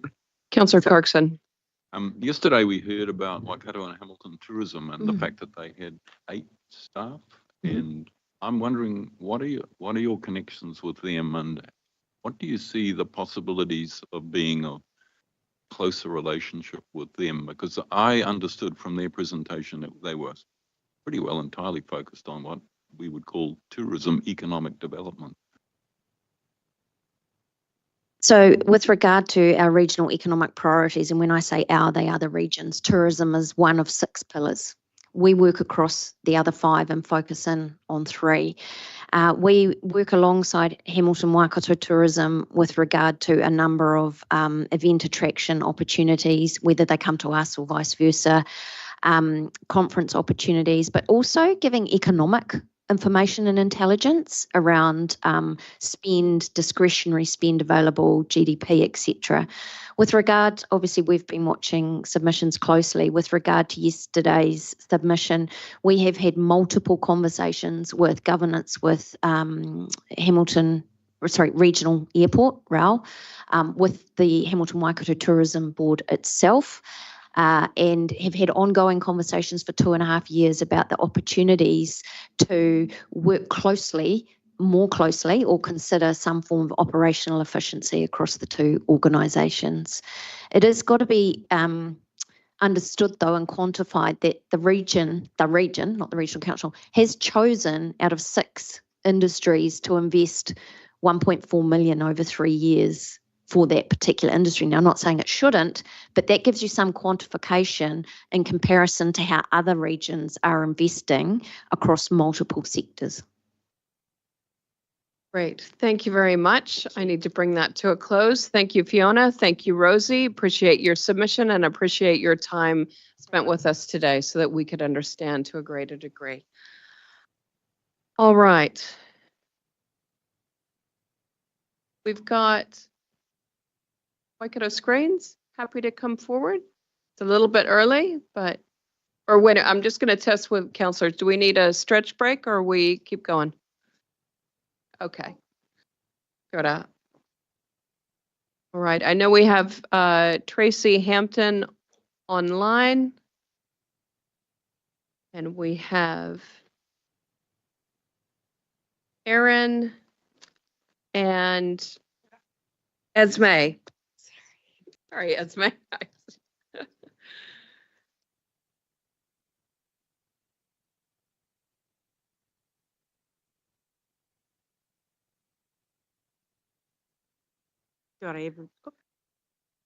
All right, so we've got 10 minutes on the clock. You've probably heard the drill. Bell at 9. Off you go. Kia ora, Pamela, and tēnā koe, councillors and staff. I'm Erin, I'm representing Waikato Screen today, and I have Tracy Hampton, my colleague online, and I have Esme McKenzie-Milton, one of our advisors next to me. I'd like to thank Council for giving us the opportunity to provide feedback on the Waikato Regional Council long-term plan. In this current economic climate, I understand it's hard times, and we see the trend of councils pulling back from investing in economic development. Our concern is this is short-term gain with inevitable negative long-term outcomes. This will disadvantage our region's businesses and take money away from our regional economy. I'm here today as Waikato Screen is not included in your budget, and the Regional Development Fund, which gave us our opportunity to have a film office, is under review. We received the first tranche of the Regional Development Fund a year ago, and I would like to share with you today what we do, the services we provide, and the money that has been put into a wide range of businesses and people in our district. Although there is a current recession, the film industry is booming. I could pop up my next slide. Who we are and what we do, and we'll flick quickly to the next one. Waikato Screen is a regional film office. We are not for profit. We support and service the screen sector within our region from an economic development perspective. This is not to be mistaken for entertainment. On the tools, have we skipped a slide? Is there one with people? No, there's not. There's a slide missing. Okay, sorry, that's fine. On the tools, we have 4 of us, which is myself, Tracy, who is with me online, Jack Barry in talent development, and Matt Hicks. We are supported in kind by a prominent and well-known advisory board that are experts in our field, and they are not there in picture. But I will skip to the next, just to where we are now. Our services include attraction and marketing our region for potential film locations. We facilitate relationships with national and international film industry, government, key stakeholders in the Waikato. We connect productions to our local businesses to stimulate economic growth. We assist connecting productions to iwi, hapu and local communities to ensure cultural sites of significance are managed with care and local community are informed to have minimal impact. We host workshops to upskill our people to be job ready, and we connect these people to paid work. And as a byproduct of our work, tourism increases and opportunities are provided like Hobbiton. Why we have a film office? The international film industry spends on average $3.3 billion annually in our country. Auckland alone boasted a $1.5 billion income last year. With such close proximity, the Waikato cannot afford to miss out on being a part of this thriving industry. This is new money injected into our regional economy, with many productions coming from outside our region and outside our country. Waikato Screen provides the necessary resources, information and connections to attract and support productions in our region to a global market ripe with opportunity. With the hard work of Waikato Screen, we have already grown our piece of this lucrative pie.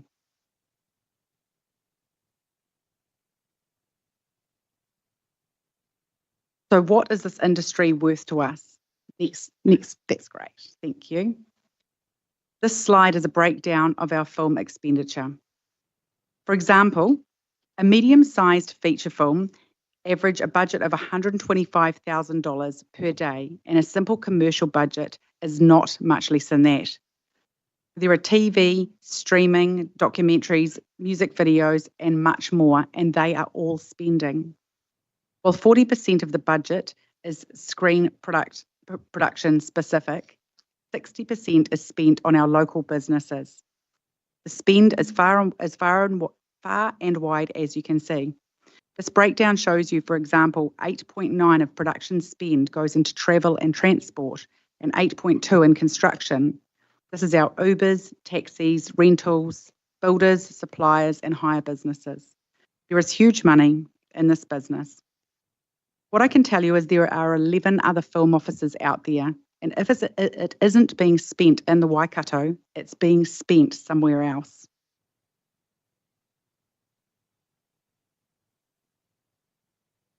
Last year, was our first year as a fully funded organisation, and we had 39 inquiries, and I'll share with you our top 5 productions.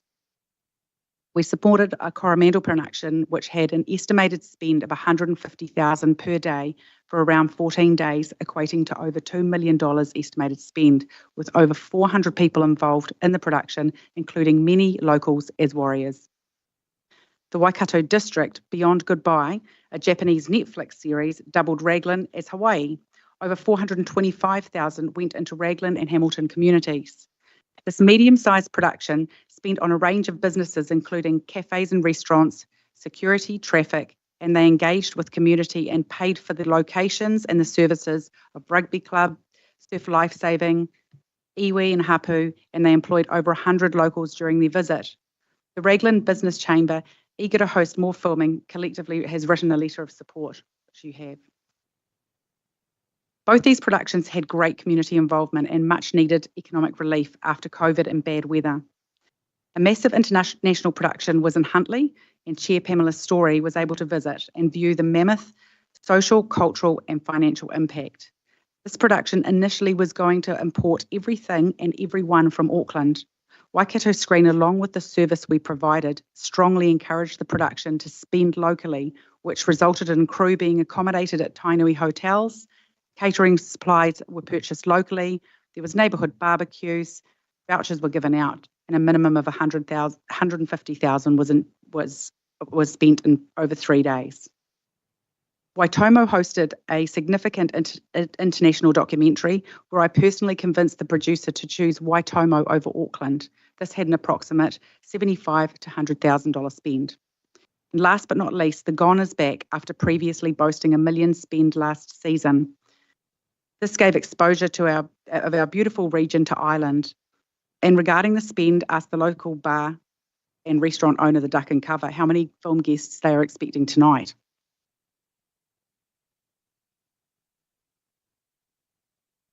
So we deliver.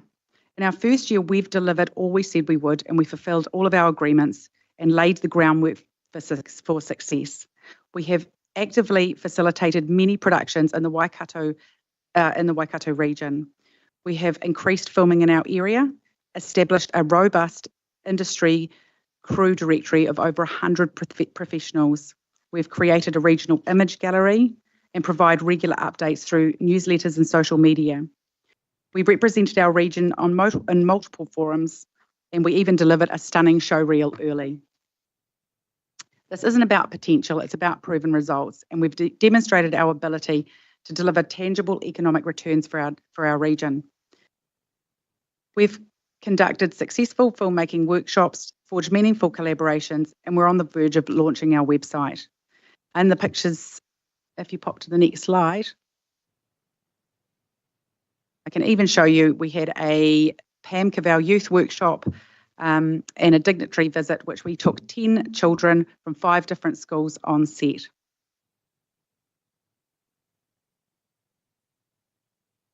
All of this would not be possible without the generous funding from councils. Our funding is split 50% from the Regional Council Regional Development Fund, our largest sponsor.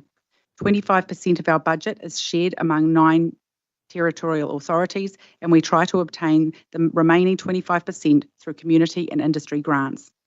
We keep our budget aligned to our purpose. We have no shareholder payouts, no physical office overheads. Our advisory board is voluntary, and we keep our budget skinny. We've demonstrated just flick to the next slide, please. We have demonstrated our ability to deliver tangible economic returns. Through our collaborations, the Waikato is becoming a hot commodity for locations. We've worked for every territory in our region and assisted delivering millions.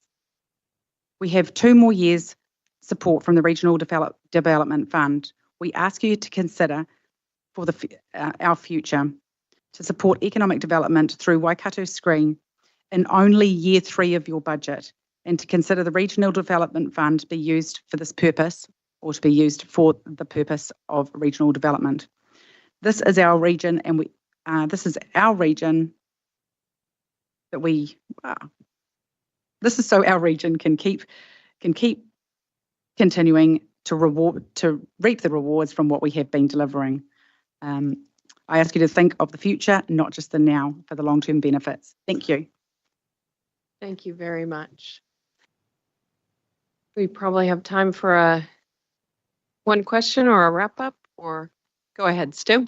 Wait, no, hey, thanks for your submission. Just curious what your long-term thoughts are in terms of operational funding. Obviously, the Regional Development Fund, the key word there is development, and just from an operational perspective, yeah. It's probably quite similar to Te Waka. You know, it's an economic development agency specific to film, so we would probably need to go to our local councils or council to try and obtain that funding. We look at also in our year 3 of permitting for filming, but that would be once we make sure we have a solid future before we implement that. What does that mean? Yeah.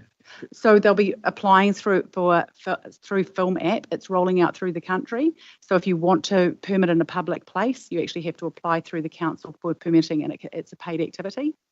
So there will be some income from that. And I can add to that as well. Can you hear me? Sure. Erin? Yes. Thanks, Tracy. Great.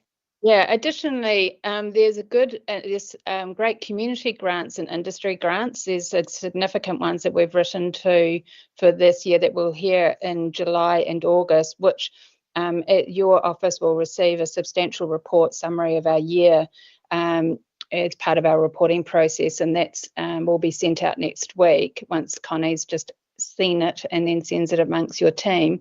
And there's some really other fantastic funding that we've written to of part of it is our community and advanced education and upskilling our crews and things. And so there's a really good amount of strong support that we can gain from our industry as a screen sector, plus relying on council for them always being able to see the return that they get on their investment.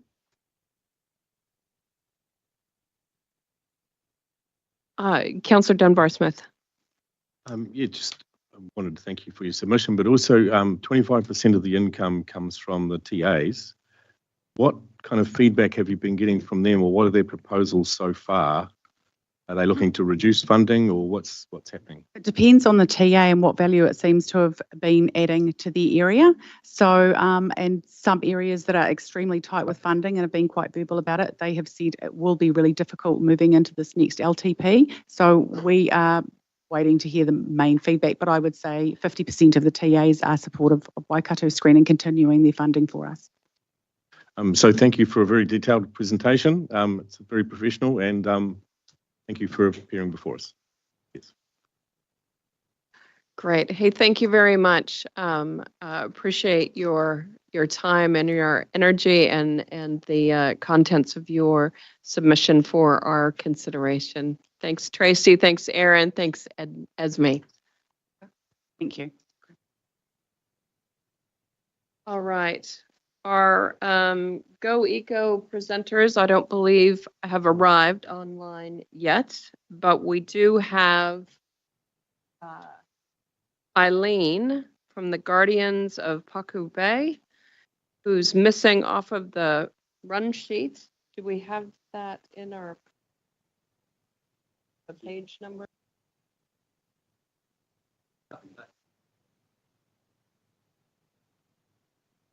You want to, if you're ready, we do have time right now, and I can bring you forward.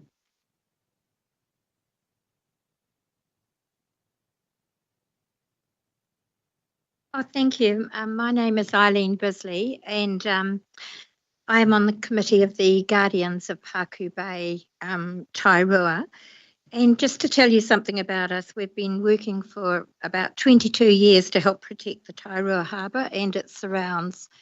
So Paku Bay is at the end of the harbour. There's a road and then the ocean beach between Paku Bay and the ocean. So that's where we're situated.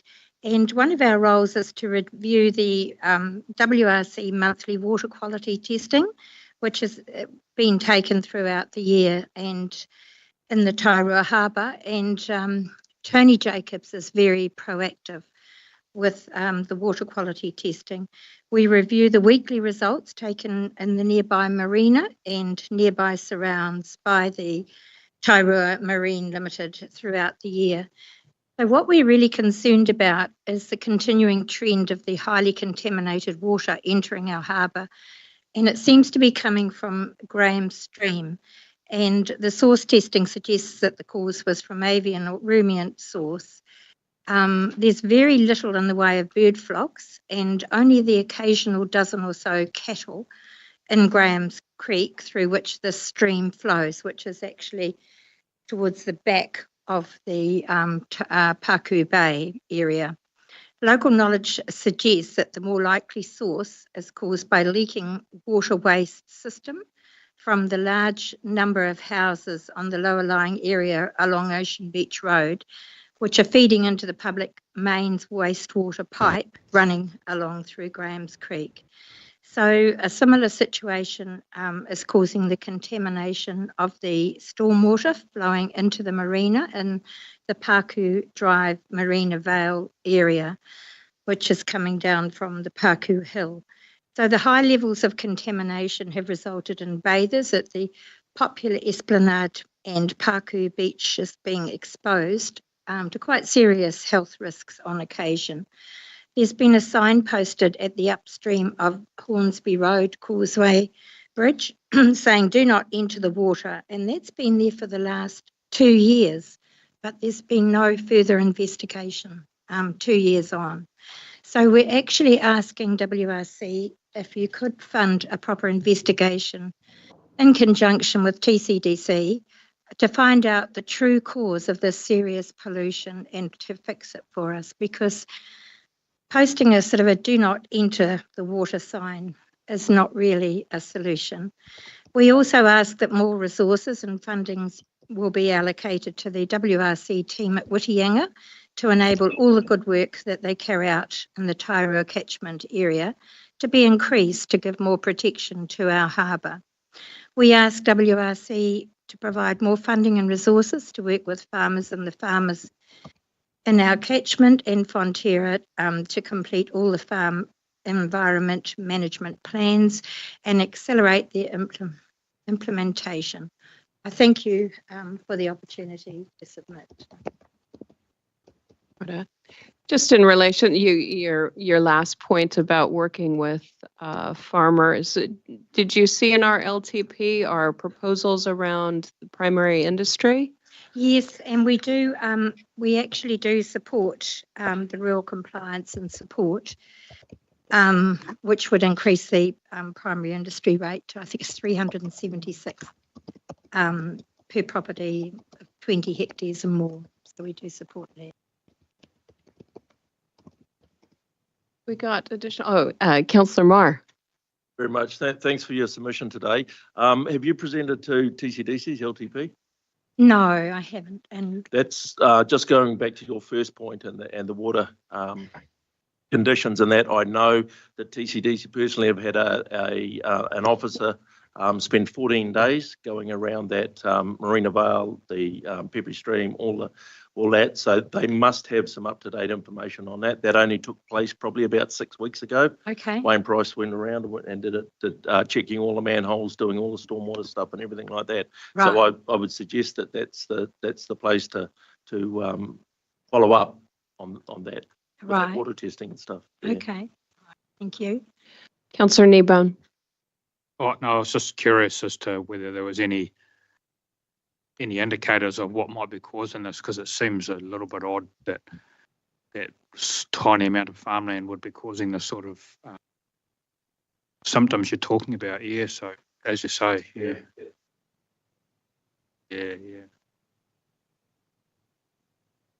Actually, that's a point with the geese. But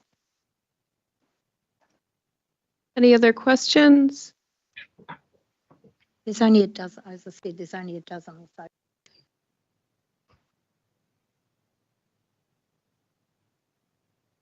Yeah. All right. Michael, would you like to, or Councillor Downard, would you like to thank our presenter? Yeah, just thanks very much for presenting in front of the council today. Thank you. And taking the time, travel and.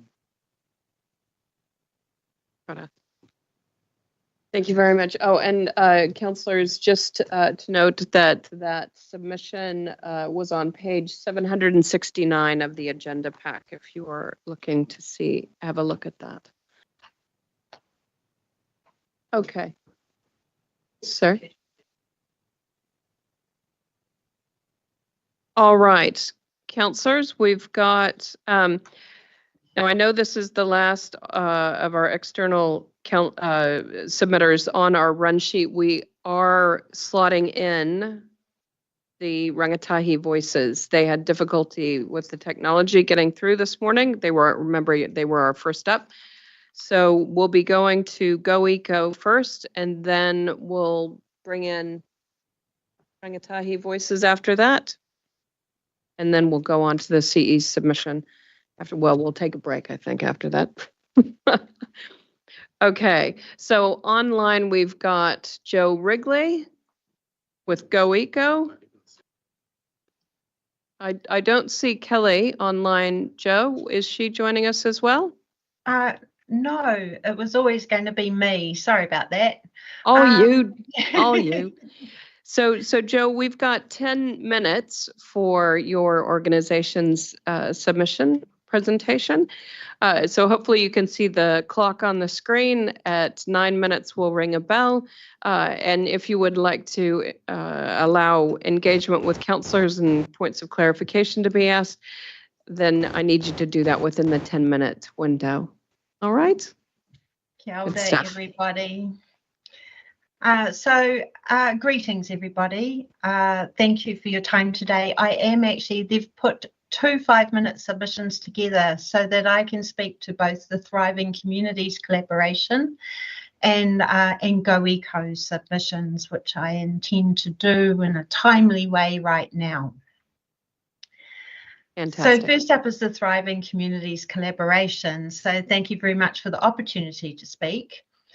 The Thriving Communities Collaboration is a collaboration between the Waikato Wellbeing Project, Community Waikato, Creative Waikato, Go Eco, and the HMS Trust, or the Resettlement Centre. Our combined submission represents the shared vision and aspirations of organisations who are working to build the capacity, capability and wellbeing of our local landscape. We represent projects, organisations, communities and enterprises who make a significant contribution to a connected and resilient region. We trust that our perspective and experience is helpful as you make your important decisions. Our respective organisations have multiple touch points with communities across Waikato, and we acknowledge the huge role that you play as regional leadership organisations. We represent a significant economic contribution alongside social and environmental impact in regional communities through employment, enterprise and volunteer contributions to wellbeing through the underfunded and often unfunded within arts, environmental and social projects. Today, I want to restate our request that Waikato Regional Council commits to maintaining and increasing community funding to support organisations delivering positive outcomes for community, environment, creative and economic well-beings, especially during these times of increased need. We lose momentum when funding is reduced or when funding stagnates. Our work is never done and our collaborative and intersecting goals are wasted if we do not work together. This region should be a food sovereign region, and indeed before the devastation of the land wars, this region had the ability and capability to grow food for security and to trade the abundance with settlers and overseas as well. We implore you to collaborate with councils and communities to lead and implement a joint food strategy for Waikato. Our organisations are innovative, engaged with diverse communities and hundreds of stakeholder communities across the region. It makes sense to engage and fund services from regional capacity and capability organisations that are committed to growing regional resilience and wellbeing, enabling meaningful and reciprocal access and support for communities. In respect to the Go Eco submission, I'm hoping that you all know that we're a not-for-profit hub and that we've delivered capability and capacity building for community environmental aspirations for 30 years. We're a voice for the environment, a centre for learning and a catalyst for change. We work with businesses, farmers, community groups, whānau and hapu to realise shared aspirations for a resilient, sustainable future. Over the past 3 years, we've provided employment infrastructure and support to regional groups to help communities establish community-led projects for biodiversity and resilience. The Central Waikato Predator-Free Hub, the Bush to Burbs project in Karapiro and Maungatautari, the Basket in Thames and the Piako Waiho Catchment Trust. All of these projects and new trusts have employees and contribute to the resilience of this region. I do want to talk specifically about the Natural Heritage Fund and restate that we support an increase to $15 per household. We'd actually like more, but I've got to start somewhere.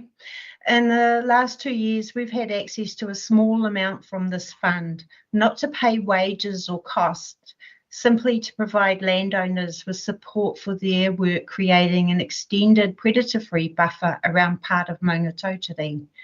Our role is to engage communities in protecting the overflow of wildlife from this sanctuary. We source funding and seek donations to support regional projects. Currently, we hold ministry deeds of funding to contribute to regional catchments and biodiversity. We believe that we have the ability to grow and support significant projects, and the most significant constraint is the allocation of funding. The reallocation of the Regional Development Fund is of particular interest to us, and we hope to be engaged in conversations around that distribution as a result of your consideration. Kia ora everybody, I'm happy to answer any questions. Have we got any questions for Go Eco? Councillor Nicol. Thank you, and thank you, Joe. You've got 6 entities to put in a submission together and manage to, despite the fact this is quite diverse, pull out one key question, which is, request alongside the funding you've talked about, to lead and implement a joint food strategy. Could you give me a bit more detail as to why each of these entities that were part of this really hooked onto that compared to all the other categories that could have made their one request? So all of these entities, food, I think the simplest answer is food affects everybody.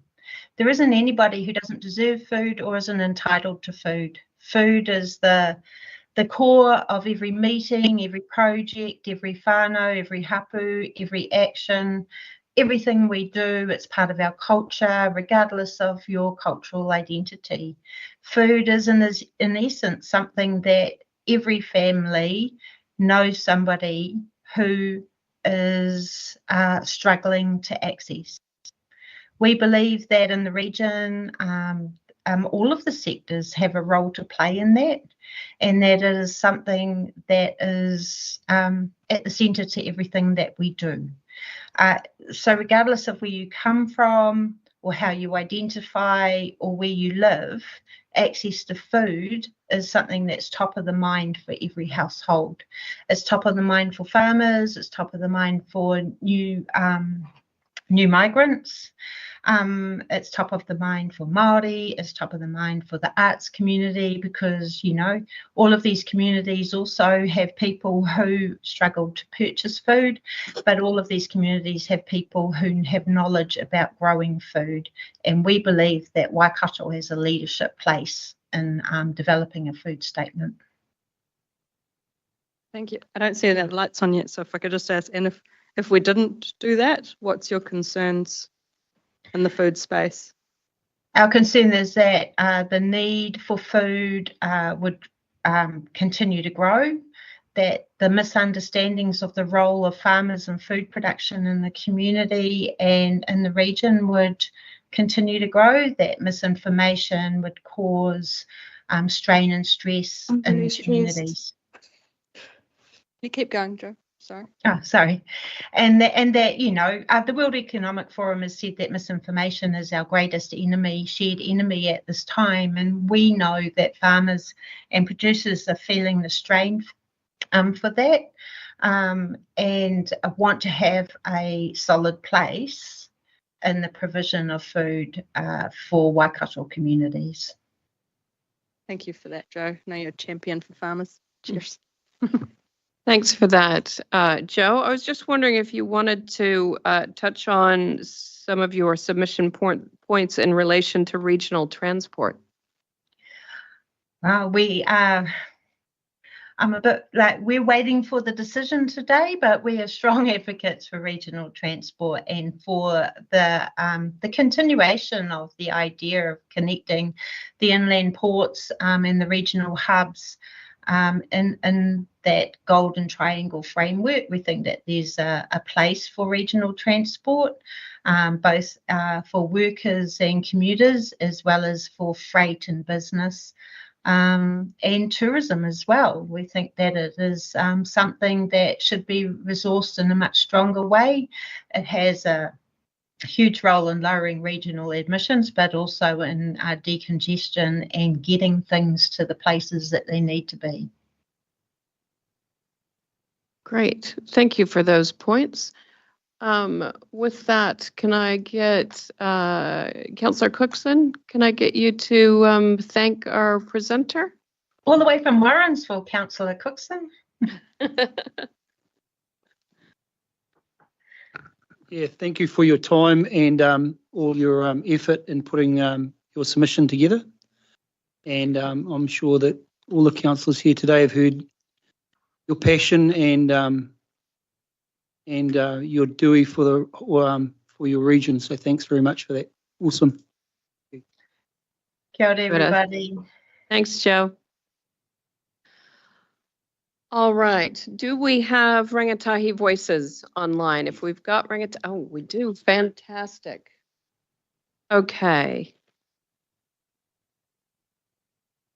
So, councillors, after we have this presentation, then we will take a break before the CE submission. Okay, online we have Aria Hura. I'm not sure if I've said that right, sorry. Teruki.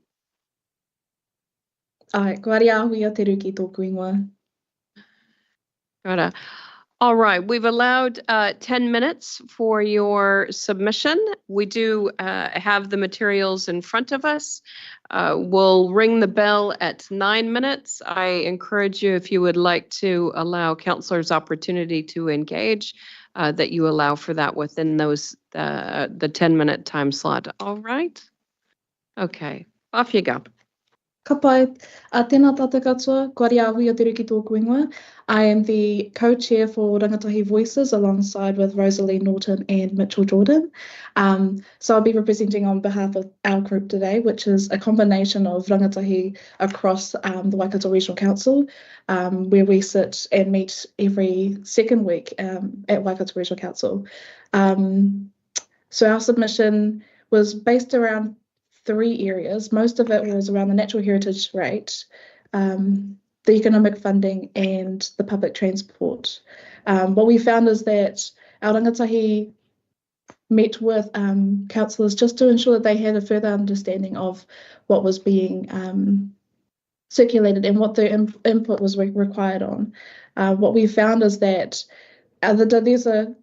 there's quite a range of diversity in amongst our rangatahi. Some are at high school, some are at working, others at university. So the needs and their aspirations were quite varying. But in terms of the topics of the natural heritage rate, what we found is that there was a strong need and desire towards improving outcomes for our taiao.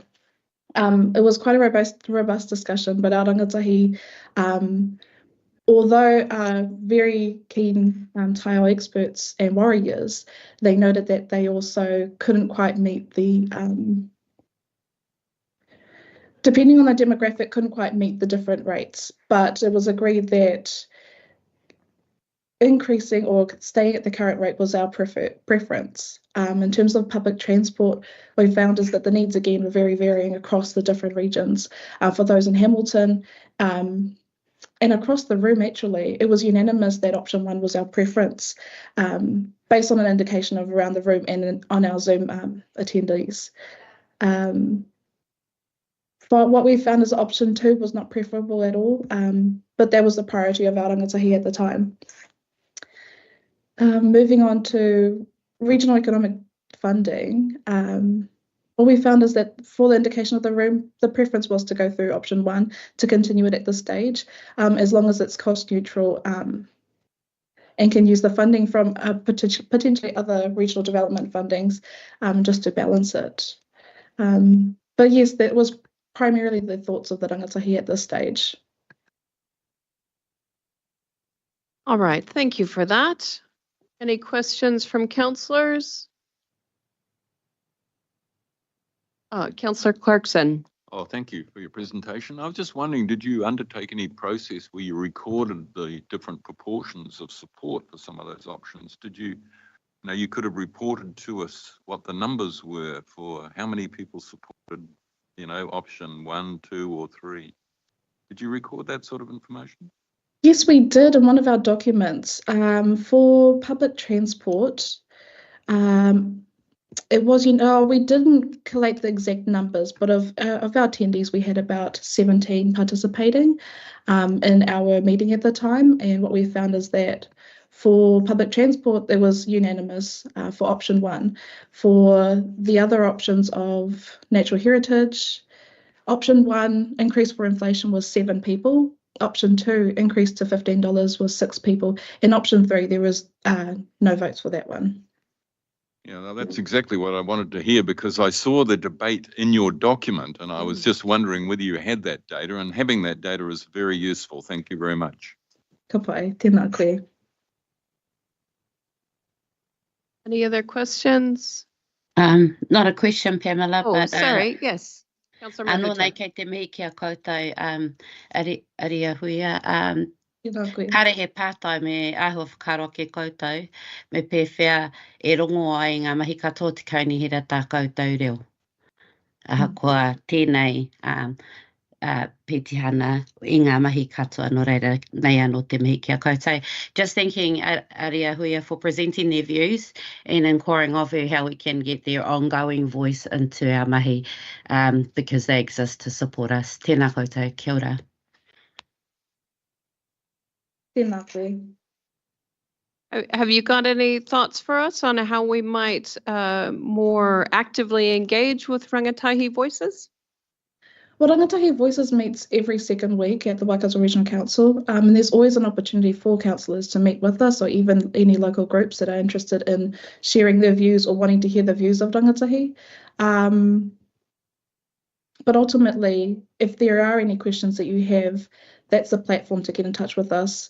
We're across social media, but most importantly, we meet in the building every second week as a collective, and a lot of us are on Zoom for travelling from Te Kuiti across the district to ensure that we can actually share aspirations amongst each other. I certainly enjoyed attending the meeting where we discussed the contents of the long-term plan document and appreciate it. I didn't appreciate until I was there the spread of, the regional spread of your participants. So that was really good to see. I've got Councillor Cookson. It's more of a question for council. How many councils actually attend those meetings? Because I've never been asked. So yeah, that's what I mean. So I just like, that's the question I'd like council to answer. Thank you. Sure. I've attended. I am in the building. Yeah, they're in the evening. But I think that you raise a good point that we need to ensure that we're sharing those opportunities and that councillors are aware. Anything else? If not, thank you very much, Aria Huia. I appreciate your attendance today. I appreciate your facilitation of Rangatahi Voices. Your chairmanship was easily seen on the evening that I attended, and I appreciate the effort that you go to ensure that those voices are heard through our decision-making processes. So, kia ora, and thank you for your time today. Kia ora, tēnā tātou katoa. All right. Okay, councillors, we're going to take a wee break, eh? Sorry, do you want to? No, I was just going to have a discussion with you. Oh, a discussion with me. Can I have a discussion with everyone too? I just want to know how we're going to proceed with the CE's presentation, and maybe you're touching on that, Chris. So yeah, thank you.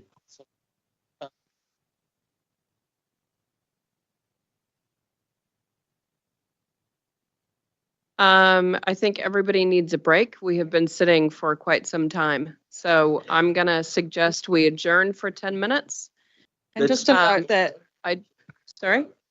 Lunch is yeah, out it's at there. lunch, but just to note that it did only come out yesterday afternoon, and Stu didn't have internet overnight to Sure. read it either, so it'd just be nice to not rush it too much with Yeah. the presentation. Okay. Yeah, can we do we'll adjourn for 20 minutes? So is it for information or is it for deliberation? It's not for deliberation. So this is just purely information. Yeah. And any. Okay, thank you. It's a submission like any of the submissions we have heard over the last few days. All right.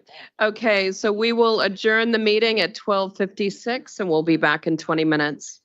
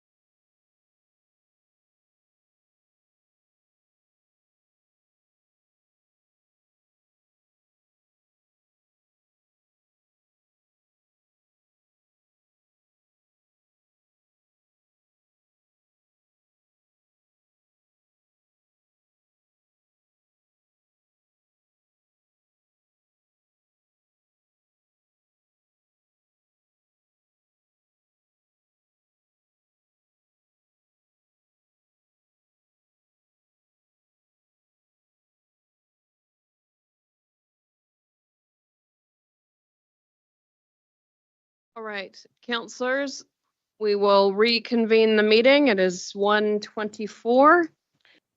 So now what we will hear is the submission from the CE, presented by Janine. Yeah. Approved. So we're going to, for consistency, we are going to allow 10 minutes. We're going to allow 10 minutes for this. I wasn't quite that smart. Okay, go ahead, Janine. Thank you, Madam Chair, and good afternoon, councillors. So, yes, as part, I guess, of our long-term plan process as staff, between when you've approved the budget in February and now, we do monitor for changes that may be required to that, both in terms of feedback that we've had through the LTP development process, but also in response to changes within our operating environment. And so those matters are set out for you in this CE submission. I note that normally we would try really hard, and we have tried really hard to ensure that the CE submission is cost neutral, so that through this process we're not adding into the rates requirement that's been flagged through the draft LTP. However, through this one, obviously we haven't been able to achieve that position, and there are some increases in rates signalled in years 1 and 2 of the plan. I think just to call out some of the key points within the document in terms of some of the organisation-wide changes. So we have updated the inflationary impacts that sit behind the budgets to ensure that those are in line with the projections provided by Burl. We had some slight variances there. We have taken the opportunity to go and seek updated forecasts in terms of our treasury rates, so both from a working capital interest perspective, but also the interest rates associated with our borrowing program, and that has seen a slightly net positive benefit for us. So interest income's dropped, interest on borrowing has dropped by more. We've flagged there in bullet point 10, we are very recently in receipt of market information in terms of staff remuneration. While the draft LTP currently has a provision included in it for a 4.5% market and performance increase for staff, the market feedback is that the movement is actually an average of 5.1% just for market. The difference between those two is about $320,000. Now, we've noted it here for you, but we haven't made any assumptions around additional funding coming forward for that. That would be, we're in your hands on that matter. Moving into some of the changes in the groups of activities, just to note that we've worked through a bit of a process to review drainage rates and reserves, with a range of minor adjustments recommended in relation to those matters. The Motukaraka water take consent, we have an attachment to the CE submission summarising the consultation that was undertaken with the local landowners on that matter, with the preferred option from that landing on option 2, which is the transfer of the water take infrastructure and associated resource consent. So the financial impacts of that have been included within the numbers that are presented here. We've picked up the change in terms of the costs to deliver the Iris NextGen project, which is obviously being done in conjunction with a number of other regional council partners. There are increased costs from the central program of this software development, and then there are changes within our own implementation costs as well. All of that is funded through a loan over 15 years, which means that the year-on-year rating impact of those increases is between that $3,000 and $33,000 per annum. A number of changes, just corrections, adjustments within the corporate area, particularly in relation to landlord costs across our properties, and the work that we are doing to ensure that we have EV infrastructure available across all of our sites. Probably the more significant item within the submission is in response to regional transport connections. So I brought a couple of friends along.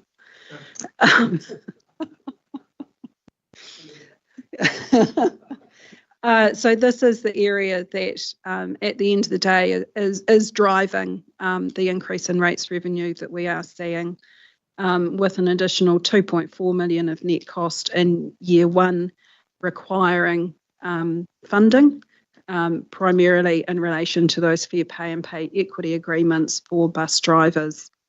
The team have done work to try and mitigate that cost as far as possible by revisiting the low cost, low risk program. So a reduction there of $757,000. And then it's recommended that we also utilise some of the reserves that sit are held in relation to those services within Hamilton to offset that cost increase in year one in particular as well. And then there are some further changes there noted in relation to Te Huia. In terms of capital expenditure, just noting there, and there's a little bit of cost reflected in the operating expenditure as well, our own compliance with the check, clean, dry requirements and management of the golden clam spread. So making sure that we are doing the right thing in relation to that pest. And point 32 just calls out some changes to the infrastructure capital works program following a review of that. Finally, just from point 36 and 37, we note there's some changes around just our overall salary and FTE budget that was included in the draft. Probably the most significant of those is the introduction of a 12-month fixed term enterprise data lead role following a review of our data management strategy. So to try and put some extra focus in that area. But with that very quick walk through the submission, I'm happy to take any questions that councillors may have.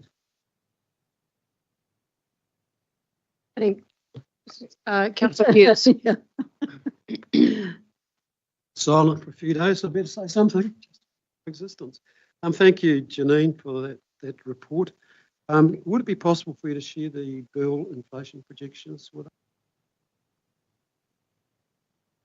us? So through the chair, they are included in some of the information that has come before you before. I can certainly recirculate what those numbers are. So I don't have them off the top of my head. I didn't expect you would have, but yeah, you're saying they've been revised. Oh, see the revised figures. Yes, so sorry, it was an error in our application of them in our draft budget rather than Bill having revised them. But we can include that as an attachment to the deliberations report when that comes through. So you've got that information. Second point is just in relation to salaries. I noticed the survey is dated the end of March, which won't have reflect the actual adjustments which are currently taking place in the market, which I understand is quite significant, particularly in Wellington, which tends to drive the public service. And I'm saying that I think they're probably overly cautious at the moment. But anecdotally, I'm told that the salary bands in Wellington are likely to be adjusted down rather than up. So just have to wait and see. But you're not asking for any increase there, so it's really not an issue. And the one that does concern me is the public transport rating. That represents a sizable increase, particularly across the Hamilton rating base. I noticed that you've managed to grab some money out of the current pool. I'd just like to encourage Bill and his team to go back to the drawing board and see what you can do with the rest of it. That is a sizable increase that's going to be spread around the city, basically. If I could just comment on a couple of those matters. So you're right, we rely on strategic pay for the latest information. That's the latest information we have. Yep. That we've included the salaries. With respect to public transport, we've had a lot of debate about that and the use of the reserve. I've indicated I'm reluctant that all the reserve be used. It can pull down this year, coming year's rate, but it will have a kick in year 2 when we no longer have reserve to smooth anything. So that's something in the deliberations I think that would be important to discuss. Yeah, and I think the other thing is probably the ongoing review of that low cost, low risk and the availability of NZTA funding to actually support anything in that program. So I think we would expect to see further reductions in that program due to the unavailability of funding, which we can try and reflect in terms of through deliberations to the extent that we have that information available from NZTA. Thank you. Councillor Marr. Yeah, I guess you've just probably covered my question around the public transport, and it was just whether that that 757 that you've found, so to speak, results in the loss of services.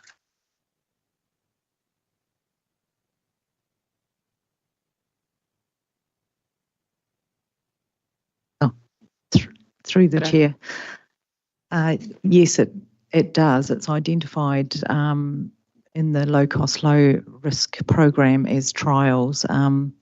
These were 3 trials that we'd identified specific to Hamilton City. One was Peacocks was a part of it.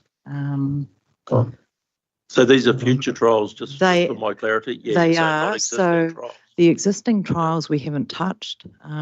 So we've just referenced what else is in that year 1 at this stage. Again, noting Chris's point about years 2, 3, etc. moving forward. I'll let Eric. All right, I've got Councillor Strange and then Councillor Dunbar-Smith. We are tight on the, sorry. No. Okay, just noting our time is tight, so we'll be very quick. Councillor Dunbar-Smith. Yeah, just very briefly. So we've got 0.3 change looked at in the 24-25 year. What are the key elements of that? Because that's only $300,000, $400,000, isn't it? Yes, it is. So the impact is numbers are in the report in terms of the total shift in revenue. It's about very round figures, $350,000. So some are added in, some are adding out, but effectively, what are the main ones that lead to that 0.3? So the public transport shifts have been a key driver. And same again with the 0.8 the following year? Yeah.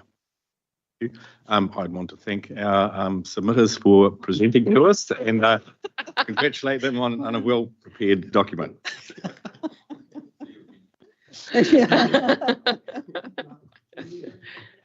Any more questions?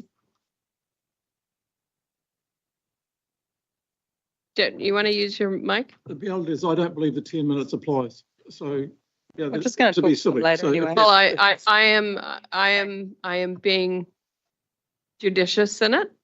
And if somebody else has another question, I'm happy to allow that It's scope. whether someone needs to be heard on record. Otherwise, we'll just ask them later. Yeah. No, the public should hear us. Yeah, no, that's what I'm saying. The different. Yeah. Councillor Nicholl, nope. Councillor Smith, nope.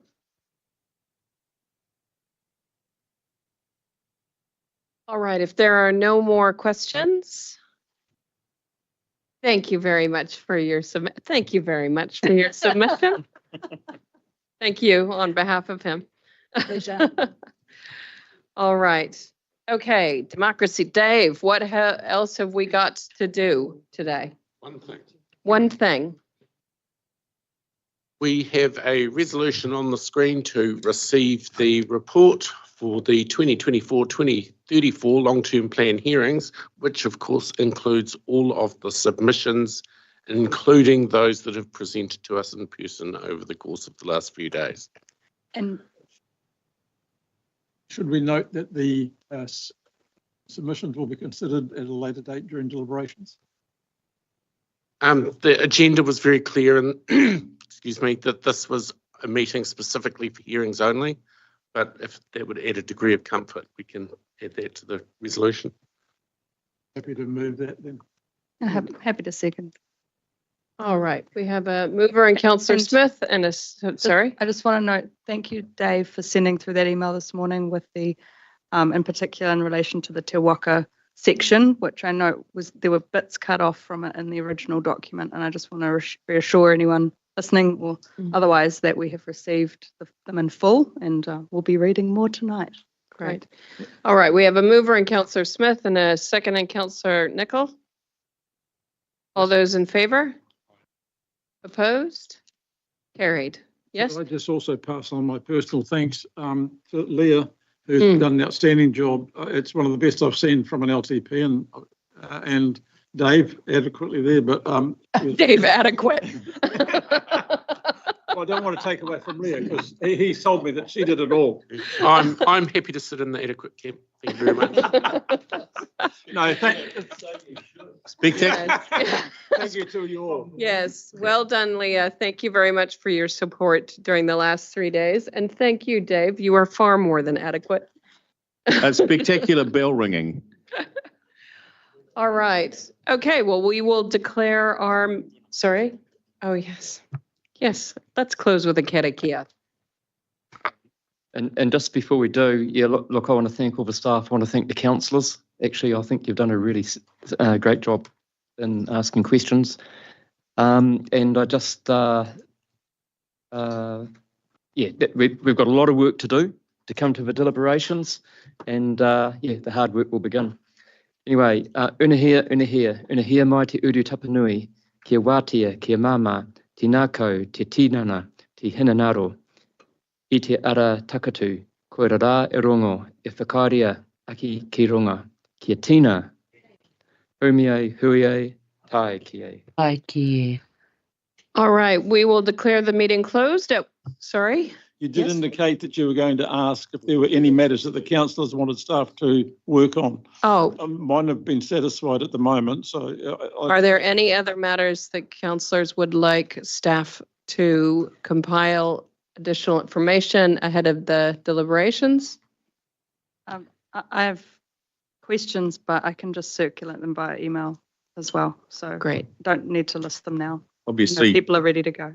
Sorry, obviously, we're going to hear from government on Te Hui the next few days, so presumably we have a paper come out to us on that. I will. I'm sure that there will be communications when we hear something. Yes. And were we going to cover anything on Motukaraka today? Motukaraka. It was we just treated it as a component of the submission, CE submission. Thank you. Just didn't. All right. Just finally, sorry, you know, I'd like to hear my voice. Can we have a bit of an outline of how the deliberations will go, just for a councillor that has never been part of it? Does the chair have an idea of the structure? Sorry, I guess is what I'm. The chair was trying to get through the last 3 days at this point. So hopefully I can assist with that. What we are working on at the moment are reports in relation to each of the consultation topics that analyses all of the submissions that have been received for and against key themes or comments that have been received through that, some analysis of that with a recommendation in terms of you know, on balance, given the feedback, what is the staff recommendation in terms of a decision for council on those matters? So that will just, the intent would be to work through just each of those consultation topics in turn, and then we have a sort of a catch-all for other feedback that has been received, all of the requests for funding that have come up through the process as well in a response to that. So, yeah. Yes, yeah. So so those numbers I've made sure are included in that deliberations report. So you understand that was the natural heritage. What does $15 actually look like? Yeah. What I will have available. So what I've got the team working on at the moment is effectively putting all of the CE submission changes. I've sort of assumed at this point they will go in. So we've actually got from that a revised starting point for the budget just to make sure that I'm actually working with a clean set of numbers for deliberations. Through deliberations, I will be keeping track of the decisions that you make, the old running spreadsheet and the tally in terms of then what that means for the overall rating impacts. That will need to inform your resolution effectively at the end of that meeting around setting that budget. So, yeah, hopefully we'll have that nicely wrapped up for you. Yes. Noel can go first. To Warren's point, the information you provide, will that be in like a spreadsheet summary for us of all the submission points, and you'll recommend beside it, or is it going to be in a report like we usually get? So it's a report. So each of them is a report to council. Okay, thank you. Yeah. Councillor Cookson. Sorry, we're identifying each submitted number that in terms of the support, the options, the support, the not support. So you can actually refer that back to the information that you've had through these hearings. Councillor Cookson. As a new councillor, like similar to Warren was saying, not understanding what the process is next. But we did have some conversations around the table in the last 3 days, that some of these organisations may need to be amalgamated. Where are we going to be with that sort of discussion, and is that going to be a part of it, or are you going to, because that wasn't just Te Waka, it was actually Surf Lifesaving was actually asking to be funded individually. We'll be working through that as that's part of our deliberation. Yeah, that's what I'm wanting to understand all that as well. So those topics are all covered off, I think, in terms of Te Waka. Obviously, council's funding has always been contingent on that agreeing an accountability framework and performance measures, that type of thing. So Karen's been working on that. With Surf Lifesaving, we have called out their request for an increase. At the end of the day, I guess does council actually support an increase in funding or not, knowing the size of that ask. At the moment, obviously that's done in one grant amount. So it's what's council's role in that? How would we administer it? Do we want to be making the calls? But that should come through the conversation, at least from the placeholders that we've got in there, noting those requests coming through from all of those organisations. I think it's a slightly bigger conversation than that, though, because what I heard yesterday is that there is a possibility for tourism and Te Waka to be we can't make that. Yeah. Oh. What? And that it was possible to the table. So we didn't say that it could happen. They actually said it is a possibility. So why can't we discuss it? That's why I want to understand. No, outside of the LTP, though. We can't direct multiple organisations. No, and I think that is the conversation outside of the LTP process. I'm sorry, I haven't seen Karen's performance measures in terms of what's proposed for Te Waka, but I think it is sort of trying to get a better handle on those arrangements to ensure that we've actually got effective and efficient structures, players in that space. But I think that's a decision slightly separate to the council's LTP conversation at this point in time. Yeah, just a reminder for councillors, we still are in this meeting. So this meeting is still open. Just a reminder that we are all on the record. Robbie's point is that if council perceives a certain direction that we would like to see the organisations that could be under the umbrella of economic development, I would like to see that as part of the discussion and how that then influences the commentary along with the KPIs. It is a separate decision, but it's a very much related decision and will likely influence my voting after what I've heard around the table, and I want to know what those options are that we would like to see as part of the conditions of releasing money if we decide to support them, that they must consider within a time frame. So I don't want to preempt anything, but I just want to make sure that this doesn't get lost and in 3 years' time the same subject comes up. Thank you. Yeah, thanks, councillors, and I think that Janine will ensure that the deliberations report reflects the consultation document and whatever. There may well be other discussion that you want during that process, and that's appropriate at the time. But yep. Ask when the papers for that are due out to us. So they're now reading. So they are being finalised by staff at the moment. I have been over the duration of this week reviewing as they come through. Chris will also need to have a look at those, but I think we'd be aiming for something early next. They're eyeballing each other. I can feel it. Early next week. I appreciate the agenda won't. I don't believe the agenda will be hefty, because it is a summation of what you've heard, and a recommendation based on that within the confines of what you've consulted on. So, you know, each report is a few pages. It's not like tomes and tomes of information, but trying to sort of piece it all together to make sense of it will give you enough time to do that. Thank you. All right. With that, I'm now going to declare the meeting closed. It is 1:50 p.m. Thank you, everyone.